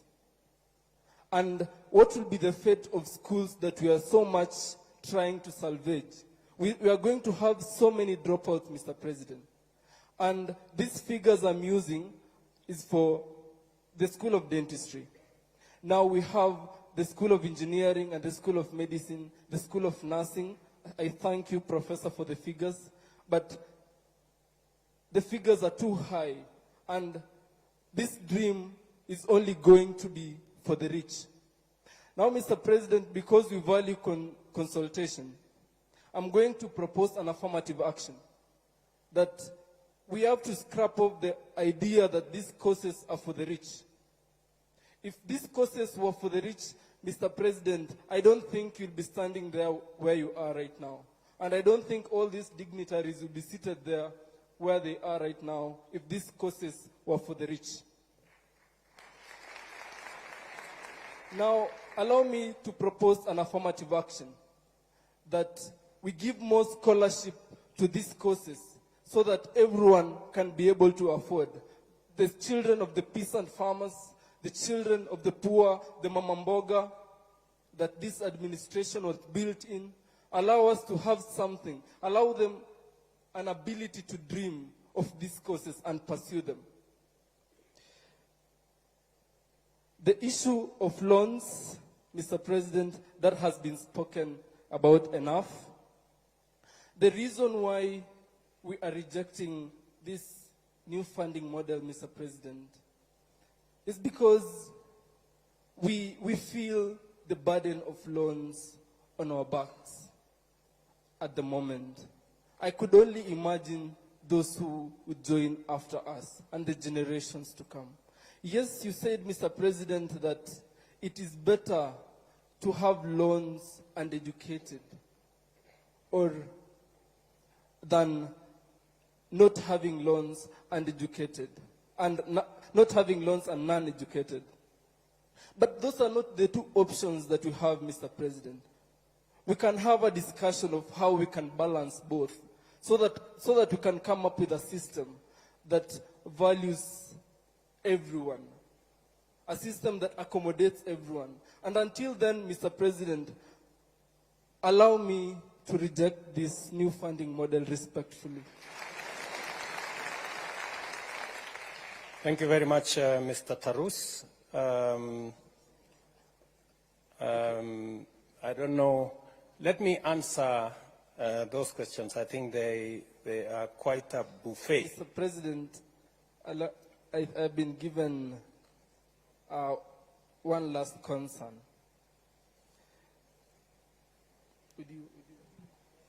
Okay, it reads, yes. Please, okay, the issue of student independence and admin stepping on student leaders.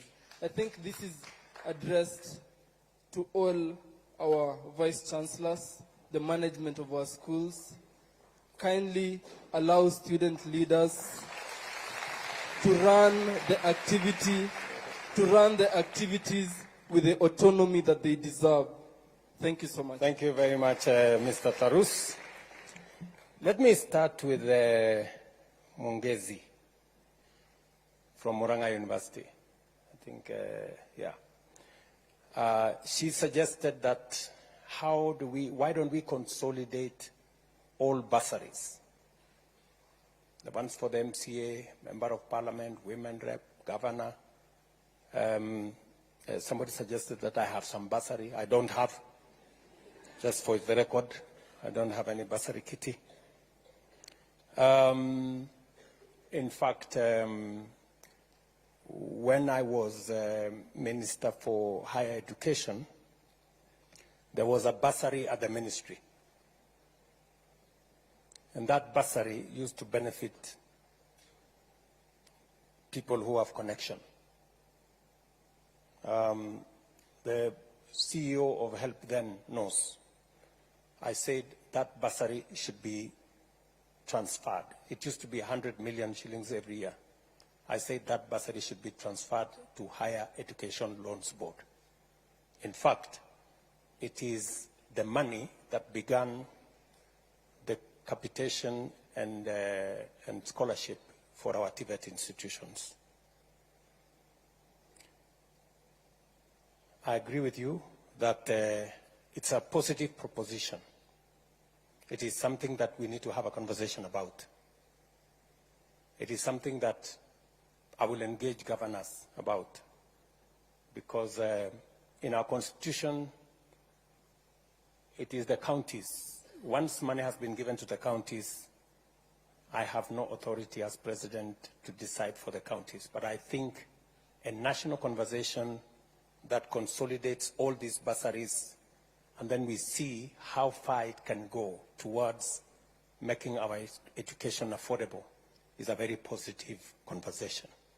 I am ready to engage in that conversation and provide leadership in that conversation. My good friend Gishangi from JKUAT has asked me, why the rush? I am tempted to say that, if the situation our universities were in is not serious to warrant us to have this conversation, and by the way, it took 6 months to 8 months of a conversation with different professionals. It was not something that it was over one night or a weekend or a week. It is something that was very clearly thought out. And you said something like, we make promises that we never keep. Let me tell you, this is one commitment I made. The universities are here. The vice chancellors are here. They can tell you the commitments I made on this model were delivered last year, and it is making a difference in our universities. That is the reality.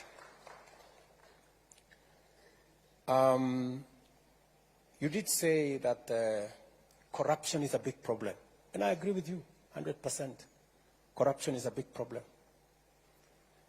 And I want to thank the university leadership, because part of the corruption that has been going on is on even the money that we give to universities. We decided that we are going to go using technology. I'm very happy that the university leaders accepted that we use technology. Unfortunately, our secondary schools and primary schools took us to court. They still want to deal in cash. And I know we lose a lot of money there. Corruption is something we must deal with it firmly. I have made proposals on what we should do as a nation. I have had conversations with the Chief Justice. I have had conversations with the leadership of Parliament on what we need to do on legislation to make sure that we deal with corruption. But we can also, corruption is not just about jailing people. It is about putting systems in place that make sure that corruption doesn't happen. And one of them is to use technology to make sure that we are sure of what we are doing. And that is what this whole system and what we are doing with HELP and what we are doing with COOPS and what we are doing with our universities is all about. I have made it very clear, and I have asked sometimes we investigate an incident or a corruption case, and people rush to court, and we are given an order, you cannot investigate so-and-so. We have situations where we have been told you cannot charge so-and-so They've gone to court and obtained an order. We must interrogate corruption so that we make sure that we deal with it from all angles. You have given a case of when somebody has 50,000 or earns 50,000 or 25,000 and they have siblings in university. Maybe they have one student in JKUAT, they have another student in another university. Higher Education Loans Board, can you help me explain how do we treat that parent? Mr. Gishangi wants to know what category is that student? Can you help me? Thank you, Mr. President, for this opportunity. I'm not working for help, but I am a member of MTI Task Force and a lecturer at Laikipia University. My name is Dr. Alex Kibet, and I'm going to explain my understanding of this MTI. From the question that was asked was, how do we treat someone who has a lot of dependents? And from the questions that an applicant is asked is, how many dependents do you have? And the main reason why you're required to give that particular response is so that the MTI can be able to calculate a per capita of that particular household before, which is going to be used as an input for determining your score, and which is going to be used as an input for your final score that determine where you will be banded. And maybe to just say something, Mr. President, as an addition to what you have said. They have indicated, or you have indicated, that there are 10 indicators that show, or that are used, or that work as a variable. There are actually 10 super variables that are used to determine your level of need. But in reality, with each super, there are several other sub-indicators. For example, a family structure, for instance, which is, it has a variable on, you have both parents, you have a single parent, which is a mother, a single parent, which is a father, all the way to someone who is an abandoned child in the street. And all of them are taken care of. So that when all these factors, from the general super variable to sub-variables, the MTI makes sure that you are classified correctly. The only challenge, my president, that we experienced, because I was at least part of the team that analyzed the information, is the quality of information that our applicants provide for that particular system. This is a system that whatever comes out of it depends on what we input. So if we don't provide the correct information, then we're going to be banded wrongly. And because we are coming from a point that this is a new system, one of the recommendations that we gave to help and higher education was, please leave a room so that if there is anyone who may have submitted wrong information, can still re-provide an information that can be used for reconsideration. And that is why there is an open appeal for a fund, that if you have a different information from what you presented, you can re-provide and you can be reconsidered. And from the first information you've been given is within the next 3 weeks, that is going to be reconsidered. There's something else, again, Mr. President, that I would also wish to state. Is there's something on what if a situation changes in your course of your studies? How are you going to be taken care of?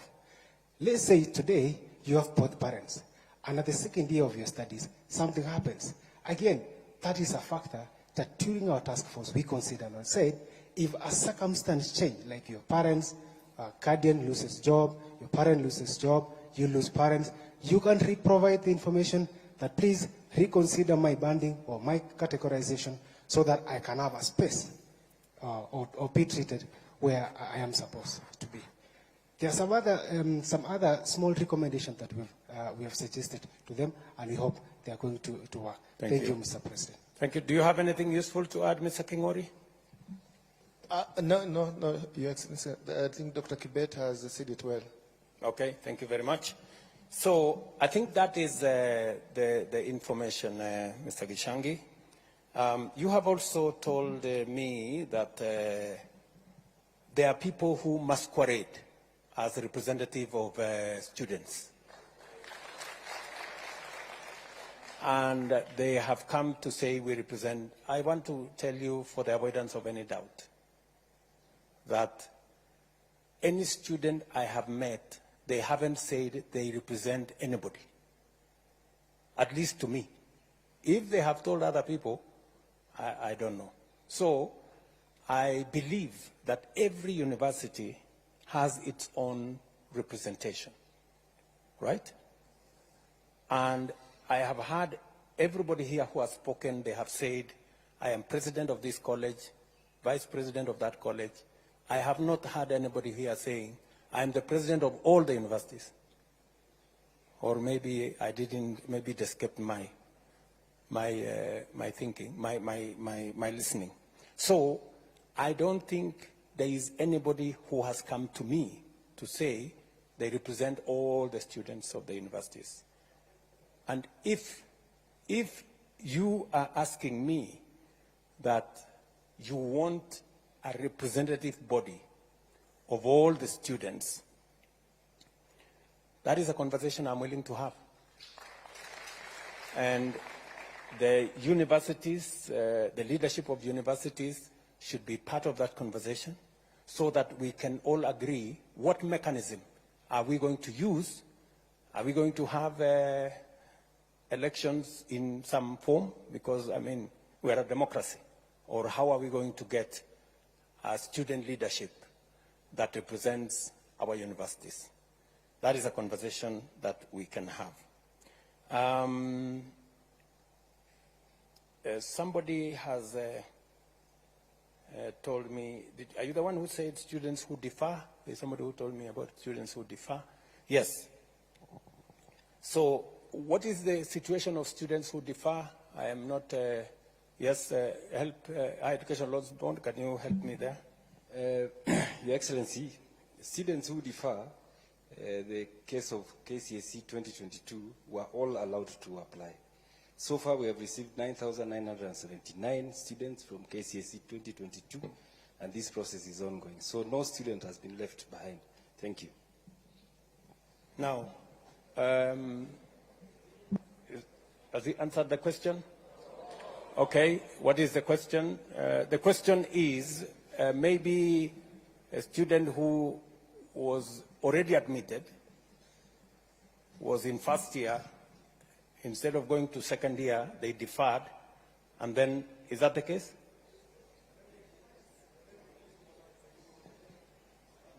Okay, which model? Are they coming? Okay, I think what the question is, those ones who you are now considering, are you considering them under the old model or are you considering them under the new model? They are being considered under the new model. Yes. Yeah. Because the model started considering students from KCSE 2022.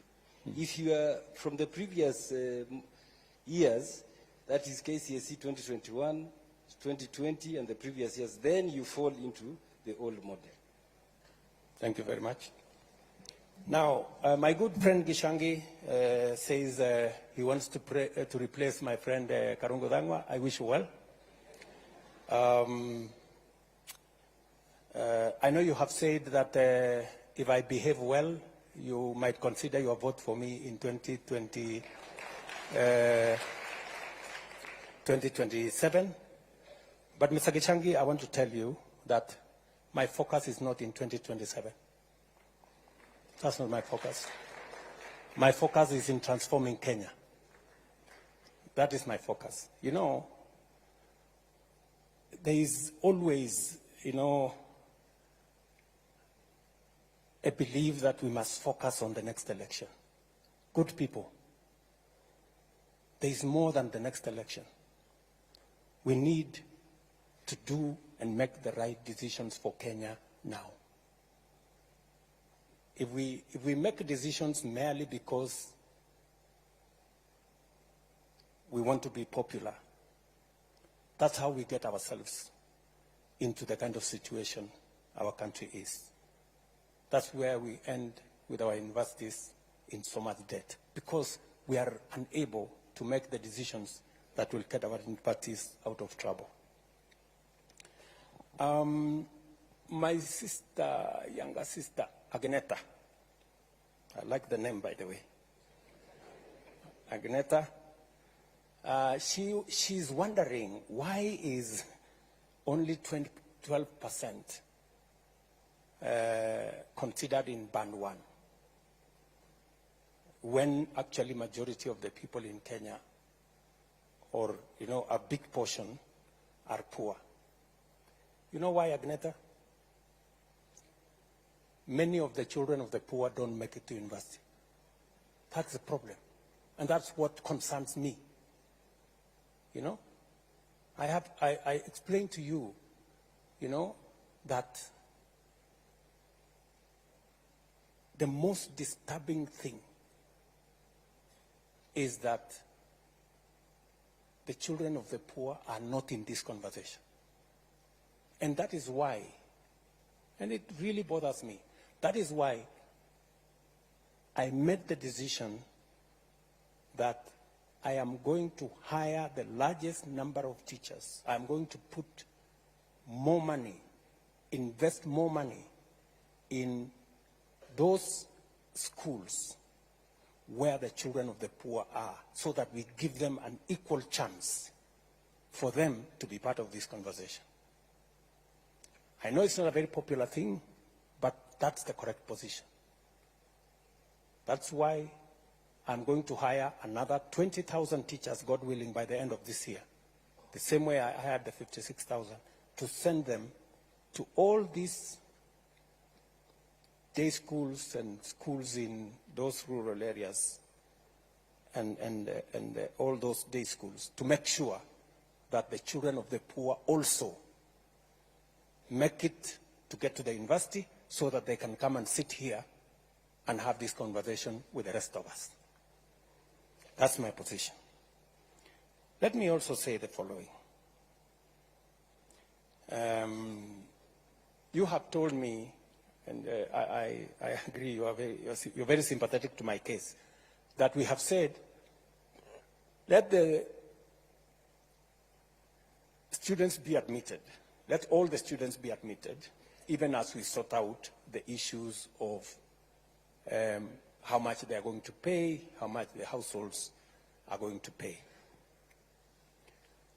And we have said that, recognizing that it is something we must do. You have said, how then are the universities going to pay? If the students don't pay, if the households don't pay, how will the universities survive? How will they pay for the essentials? Agneta, we are going to give money to our universities, because we are giving money on scholarships from by government, even as parents sort themselves out as to whether they are in band 1, band 2, band 3, and the appeals and what have you. As that is going on, we are going to support the universities to make sure that the courses and learning continues from the government support that comes as scholarship, and also from our Higher Education Loans Board, and they are here. They are going to be forwarding the money that is on the loans aspects to the universities as well. So that's how we are going to support the universities. You have said something about there are some situations that marriages break, and I think the two gentlemen have already answered that question, that if your situation changes along the way, you are free to bring back your new status so that you can be reconsidered accordingly.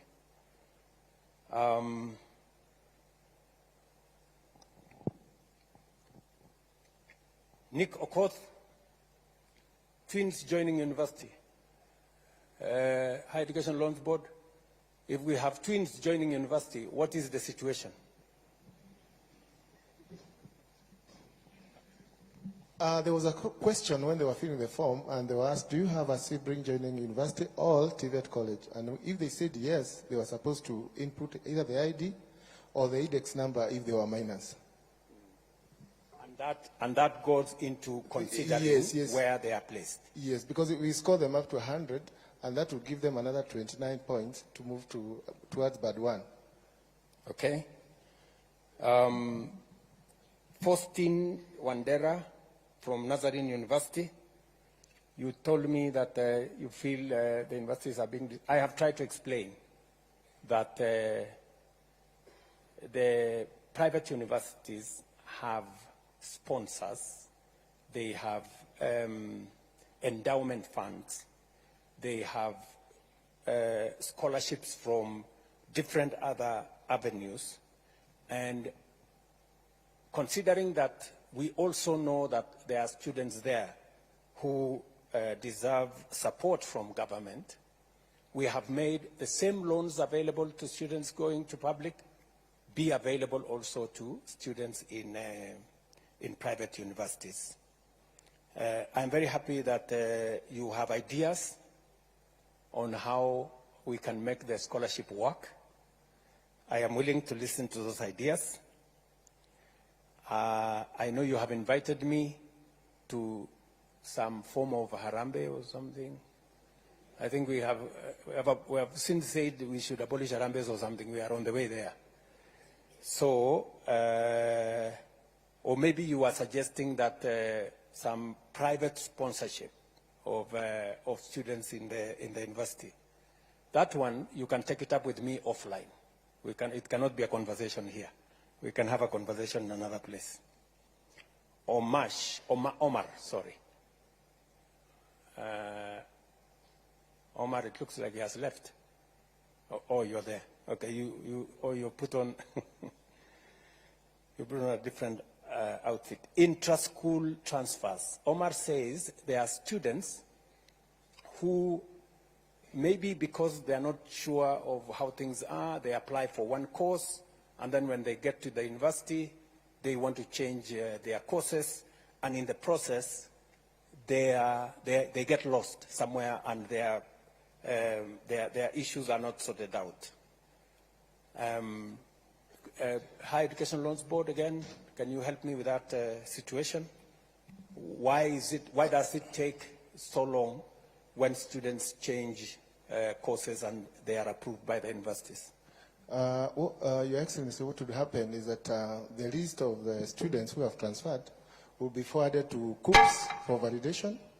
And after COOPS validates that they have transferred to a program they qualify for, then they would upload in our portal and our system would pick it. So maybe that lag can take a month or so, and that could be affecting the students. But we are going to improve this year. We are going to talk with COOPS so that we can improve that process. When you say we're going to improve that process, Omar would want to know, it now takes a month. He says it takes 3 months. What are you estimating that it's going to take? Are you able to give us a shorter time frame, or we give you time to think about it? I think it's even, engineering has been done where COOPS, I'm sorry, I'm talking on behalf of COOPS, have availed the transfer module to the universities. I don't know whether the Vice Chancellors can confirm that. So now you don't have to send documents to COOPS. The Vice Chancellors will log in and effect the transfer there, and they validate in real time. As a way of managing that losing of time? Yes, sir. Can a Vice Chancellor confirm whether that is the case, one who has experienced such a case? Where is the Vice Chancellor? Yes, there is a mic behind you. Your Excellency, my name is Professor Biambo, Vice Chancellor, Meru University. I would like to confirm that that is true. We can now transfer online, and it's done real time. Thank you very much. Thank you very much. Why should the whole fee reflect instead of the household Just hold on, Omar. I'm still answering your questions, just tuliza boli kidogo. Omar is asking why should the whole fee reflect, all he wants is the fee to reflect on what the household is supposed to contribute. I think initially the letters that went out had the full fee, the cost of the course, and that is what brought a lot of confusion. The ministry then instructed, and I think the PS can speak to this. Yes, PS. Your Excellency, there had been a lot of confusion in terms of what the students contribute in terms of fees as compared to the actual cost of the programs. So we thought it was important to share this information so that students can appreciate that a course like medicine, for example, is 612,000, but the government is shouldering a portion of this cost of the program, and the households only pay a certain amount. But Your Excellency, we've been in conversation, and when we realized that was a problem, we withdrew the letters, and we have released new letters that just indicate the amount for the household to contribute. Thank you. Thank you very much. I think initially, Omar, what the point was, you know, sometimes people don't appreciate where we're coming from. I think so there was an attempt to say, okay, this course costs so much. The government is going to pay so much. You're going to get loan of so much. And the household is going to pay so much. Unfortunately, many people misunderstood that and said, okay, the cost costs 600,000, that's what I'm supposed to pay. And that's what brought confusion. So I think subsequently the letters were withdrawn, and now it's only showing what the household is supposed to contribute. You have said about Naivasha that there was a problem in Naivasha, that you guys were in Naivasha, and I think there were some agreements that maybe were misrepresented. I was not aware. I was briefed by the team that was in Naivasha. It was a place to explain, for students to appreciate. Do you want to say something as the team leader who was in Naivasha? These good guys are saying you said what they did not agree. Your Excellency, one of the issues they raised is that they wanted the MTI reviewed, and that's why we put in place the task force in which we have representatives from the Higher Education Loans Board, Universities Fund, Vice Chancellors, as well as lecturers with specialist expertise, and they have been working on that MTI. So one of the issues that should be very clear is that we do not usually use the raw scores. So if, for example, you have 9 dependents, or 5, or 2, or 3, all of these have a weight. And that weight is usually determined by a very random group. So HELP will put a group of students, lecturers, parents, members of the community, church, and they decide how do you think this variable is important in determining the capacity of a family. And so these weights are then looked at scientifically, and in the end, all of these are put into a composite kind of variable that is determined with a mathematical model. And we have all of this. It will be published so that all the stakeholders can look at it and tell us where they think this model can be improved. So that is some of the work that we started undertaking after the Naivasha retreat. Thank you very much. So there was some input from Naivasha on how to take this forward. The other issue that has been, who decides how much it costs? These are empirical figures. It is not somebody from the blues who says this costs so much. There is a calculation of the input into the cost. The vice chancellors here are with the leadership of the universities. They know how to determine how much which course costs. Can one of the vice chancellors help me with how you arrive at the cost of a course? Professor Odhiambo, again. Thank you very much. When a student come to university, say to do medicine or engineering, look at a course like Introduction to Electronic Engineering, then you'll have to put a teacher that is going to teach that course. And you'll have to compute how much you are going to pay that teacher, maybe within 45 or 50 hours. There will be a technologist, a technician.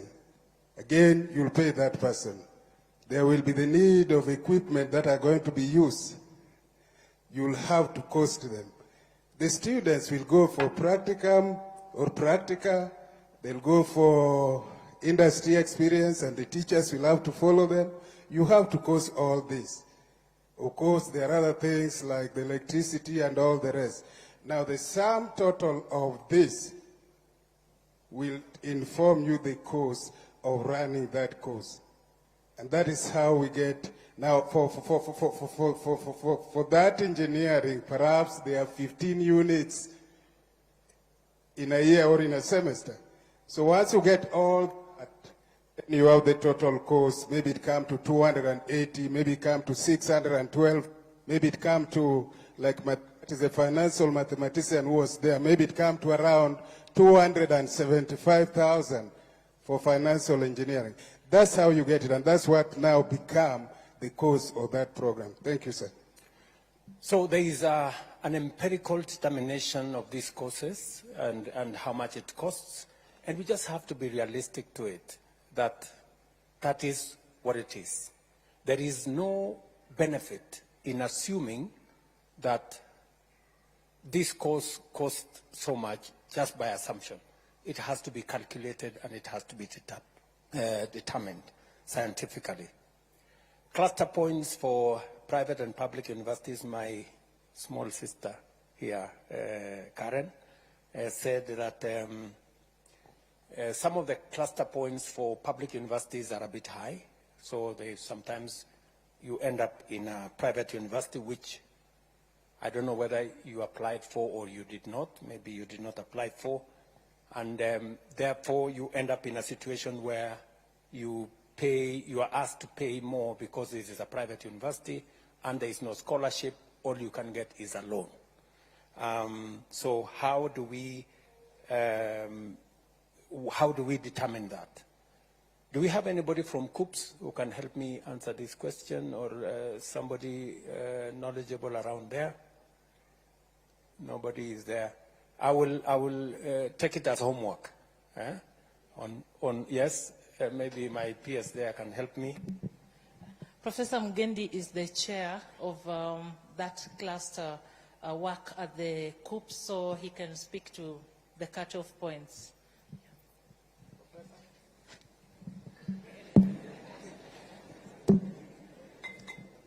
Thank you very much, Your Excellency. Yes, I am the chair of placement committee at COOPS. And indeed, because of the way clustering is done, sometimes you might want, a student may want a course in one university, but they are not able to get it because their cutoff points are lower. And that's why that question from the concerned lady was, she said that maybe she got a C+, but then she could not be able to get appropriate courses in public universities because maybe most of those courses then that she wanted, the cluster points were higher than what her cluster point was, and therefore she ended up in a private university. But for private university, again, Your Excellency, the student must have chosen to go to those universities. They are not just placed there. There's normally a box where you tick that maybe if you don't get this course in public universities, you are also willing to go to private universities. So there is always that choice. And I think, again, if the person would really want to come to public universities, there are still courses that are available that just require the minimum university entry, but they may not be courses of the prime courses that they wanted. But anybody wanting to go to public universities and they have a C+, Your Excellency, they will not be denied because the universities are there and there are programs that are linked to take them. Thank you. Let me also tell Karen that KRA is not the only parameter we use.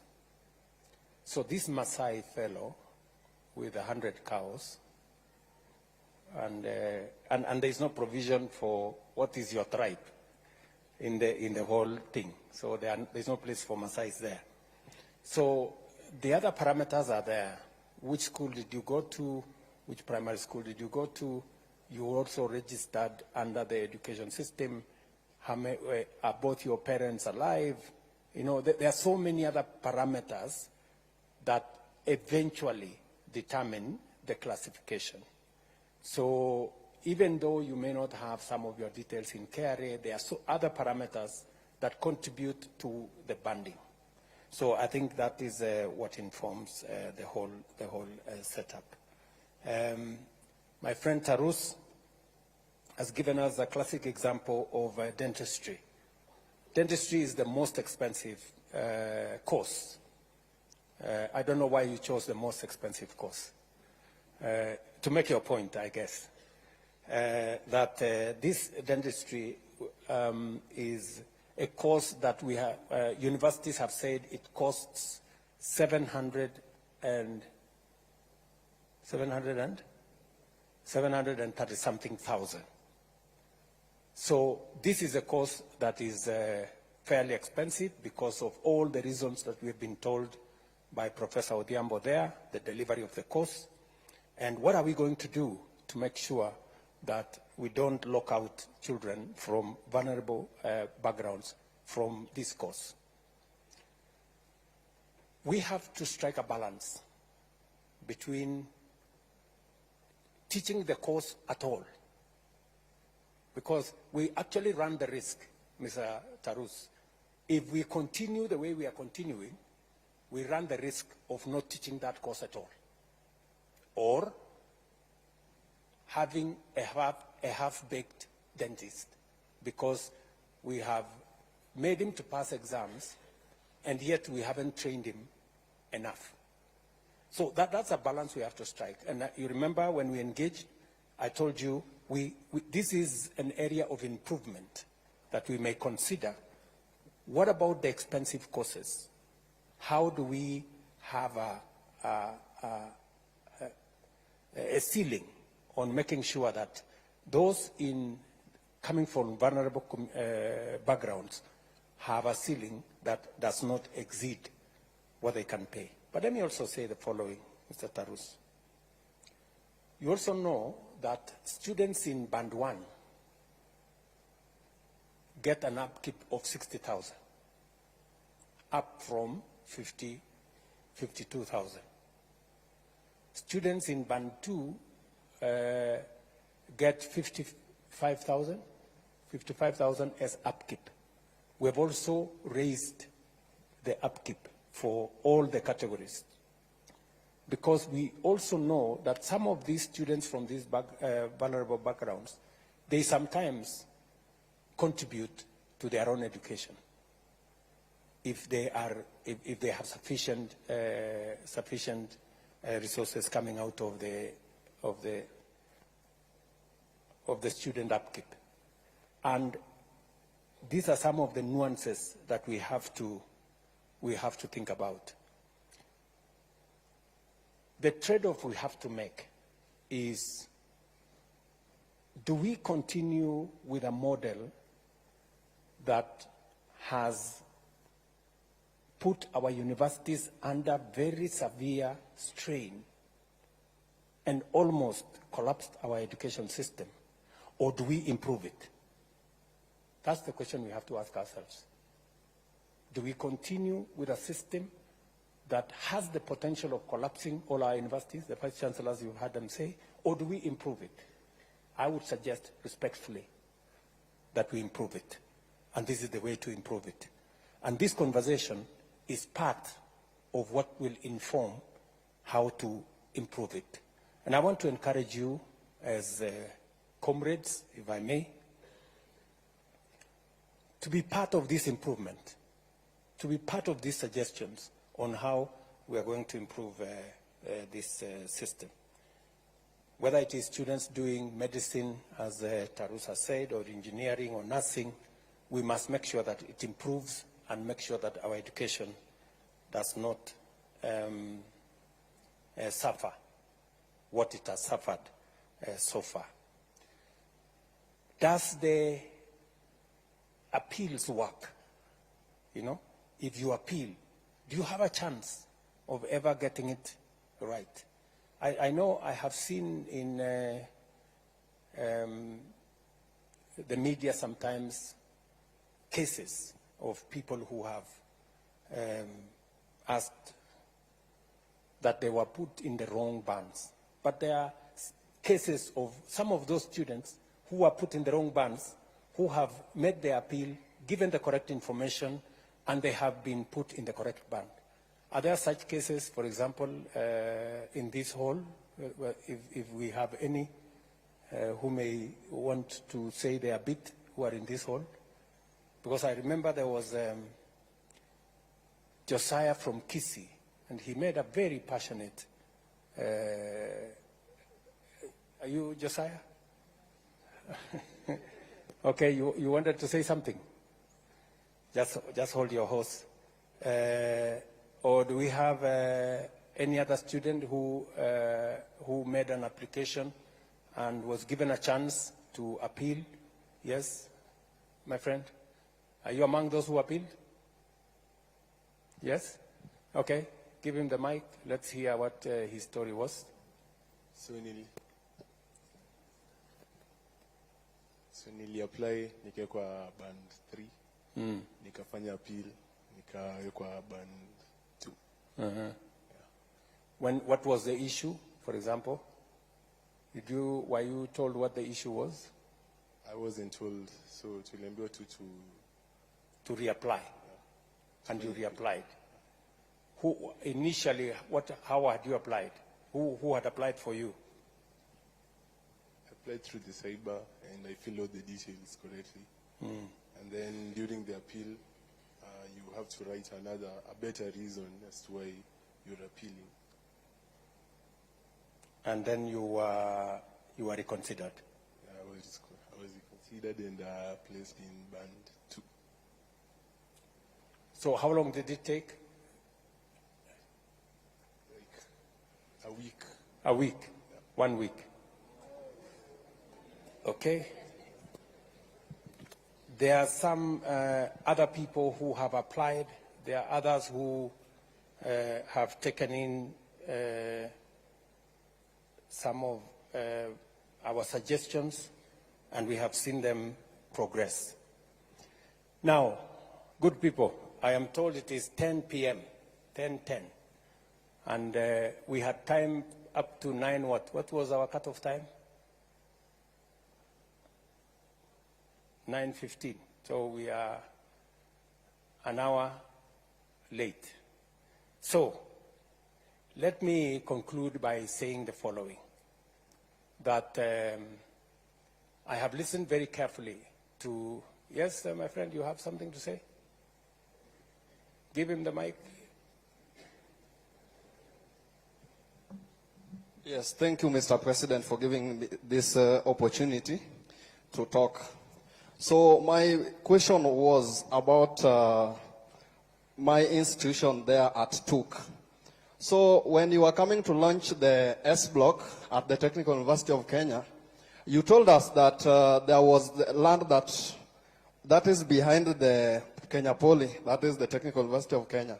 You told us that that land belongs to us, and nowadays I see that land is used as a parking space by some people we don't even understand.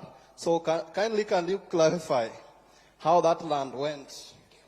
Because we will occupy that land as from tomorrow. Thank you. Thank you very much. Vice Chancellor, I think we have the Vice Chancellor of TUK here. Can you confirm what the situation is with that piece? Vice Chancellor? Thank you, Your Excellency. Vice Chancellor from Technical University of Kenya. Your Excellency, you gave us that land, and we have been following the due process to get the documentation. I told my students not to occupy the land because we need to have the title deed so that we do the right thing. And I want to appreciate that, Your Excellency, my student led by my president who is here, Alex, we've been talking to them. It's true, there's a team that made a fence and they started parking there. And the students say that the president said this is our land. And we have written letters even to your office through the head of public service to that effect. And we are waiting to get the response. So kindly don't occupy. We are going to get the title deed so that we do it right in the right way. Where is Thank the you. CS for education? Is Machogu, my friend is my friend Julius here? Julius, you have an assignment. Please make sure that you talk with your colleague at the Ministry of Lands to make sure that that piece of land is, justice is done, and that my good friend doesn't have to go to occupy. And we can give them the title, and not just the title. We can actually, using our housing fund facility, we can help them put up some hostels if that is what the university wants. So I'm sorry that we have to call it a day because it is, okay, let me end with this girl. She has really put up a strong case. All protocols observed, itikati zote zikiwa zimezingatiwa. My name is Honorable Sang Linda Chepkoech from the Strathmore Law School. And Mr. President, I must put down my book to say something. It has always been my dream to meet the president. And today, I've met you, but keep quiet, I want to say something, eh? Mr. President, when you entered this hall, I was watching your steps. And when we came in here, we could see there are seats that are white. You've worn, beginning from your coat, you've worn white, and at the end, it's white. So from far, starting point, and to the end, you are wearing all white. Mr. President, it means peace. Please, look into this new funding model. Mr. President, look into it 3 times, look into it, and ensure it favors everyone. Most of us here are from vulnerable backgrounds. We are just in some schools because of purposes and because of our mouths. Mr. President, look into it. Please, Mr. President. Thank you. Thank you very much, my dear. Thank you. So I think let us, let's leave it there. I know the ladies want to say something, but because of time, what maybe we could agree on a way forward. And let me suggest one, that this has been a very healthy conversation. I must say that you have enriched my thinking. You have given ideas that give a suggestion on the way forward. I value every suggestion that has been made here. Many people here have given suggestions on how we can make it better. My good friend Junior here said that let us improve on what has been there, make it better, so that our universities can move forward and all the students can look at the model positively. You have said that there are certain reconsiderations that have to be made. We have all the vice chancellors here, majority of them. We have my staff from the Ministry of Education. We have people from Higher Education Loans Board. We will take into account the issues you have raised. Beyond the funding model, you have told me about matters to do with fighting corruption. You have told me about how we create better representation for students in our universities. You have told me about all the other issues. They are very important issues to me, and I will look into those issues. Let me propose a round of applause for all those who gave wonderful suggestions. Tuwapige makofi. And to all the good guys who attended this, and forgive me those who did not have a chance to speak, I will make another occasion available for us to be able to engage on this model again. Asanteni sana. I wish you well. Take my greetings to your comrades and colleagues in your universities, and I wish you well and see you soon. Asante sana. Why don't we put our hands together for His Excellency? Please, let's give him a round of applause.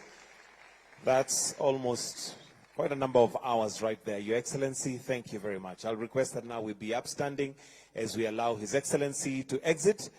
But I'll request all students, please maintain your position. Please remain where you are, even after His Excellency has exited.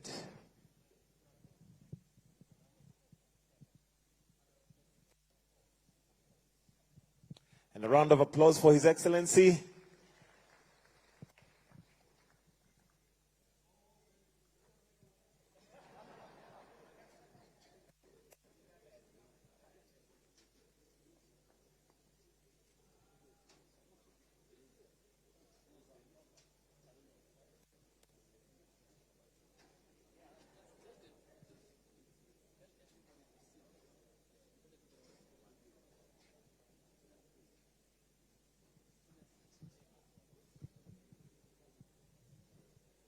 Students, please don't leave. Kindly.